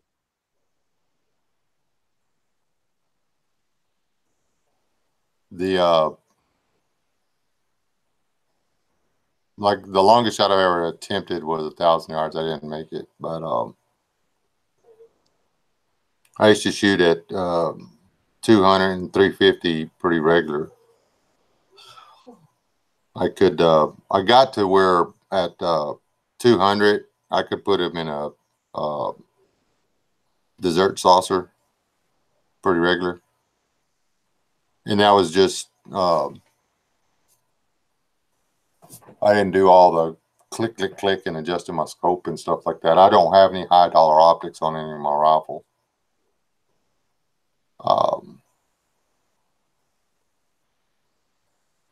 I don't know that I would want any. It really is hard to find a long range gun range. I use a hay field when they cut it. I'm going to start actually doing a little bit of shooting if they'll ever get over here and cut this hay. But, all right, folks. Thank y'all for stopping by. Y'all have an excellent night. I've got something going on out in the real world out there. My dog is sounding off like crazy, so I got to go do a walkthrough. I thought I'd get away with it. I did one before we went live, but apparently it was too long ago. So, God bless y'all. Y'all stay alive, don't die. You gentlemen want to tell them good night? See you later, guys. Take care. All right, thank you all guys. Have a good night. Have a good weekend. Night, everybody.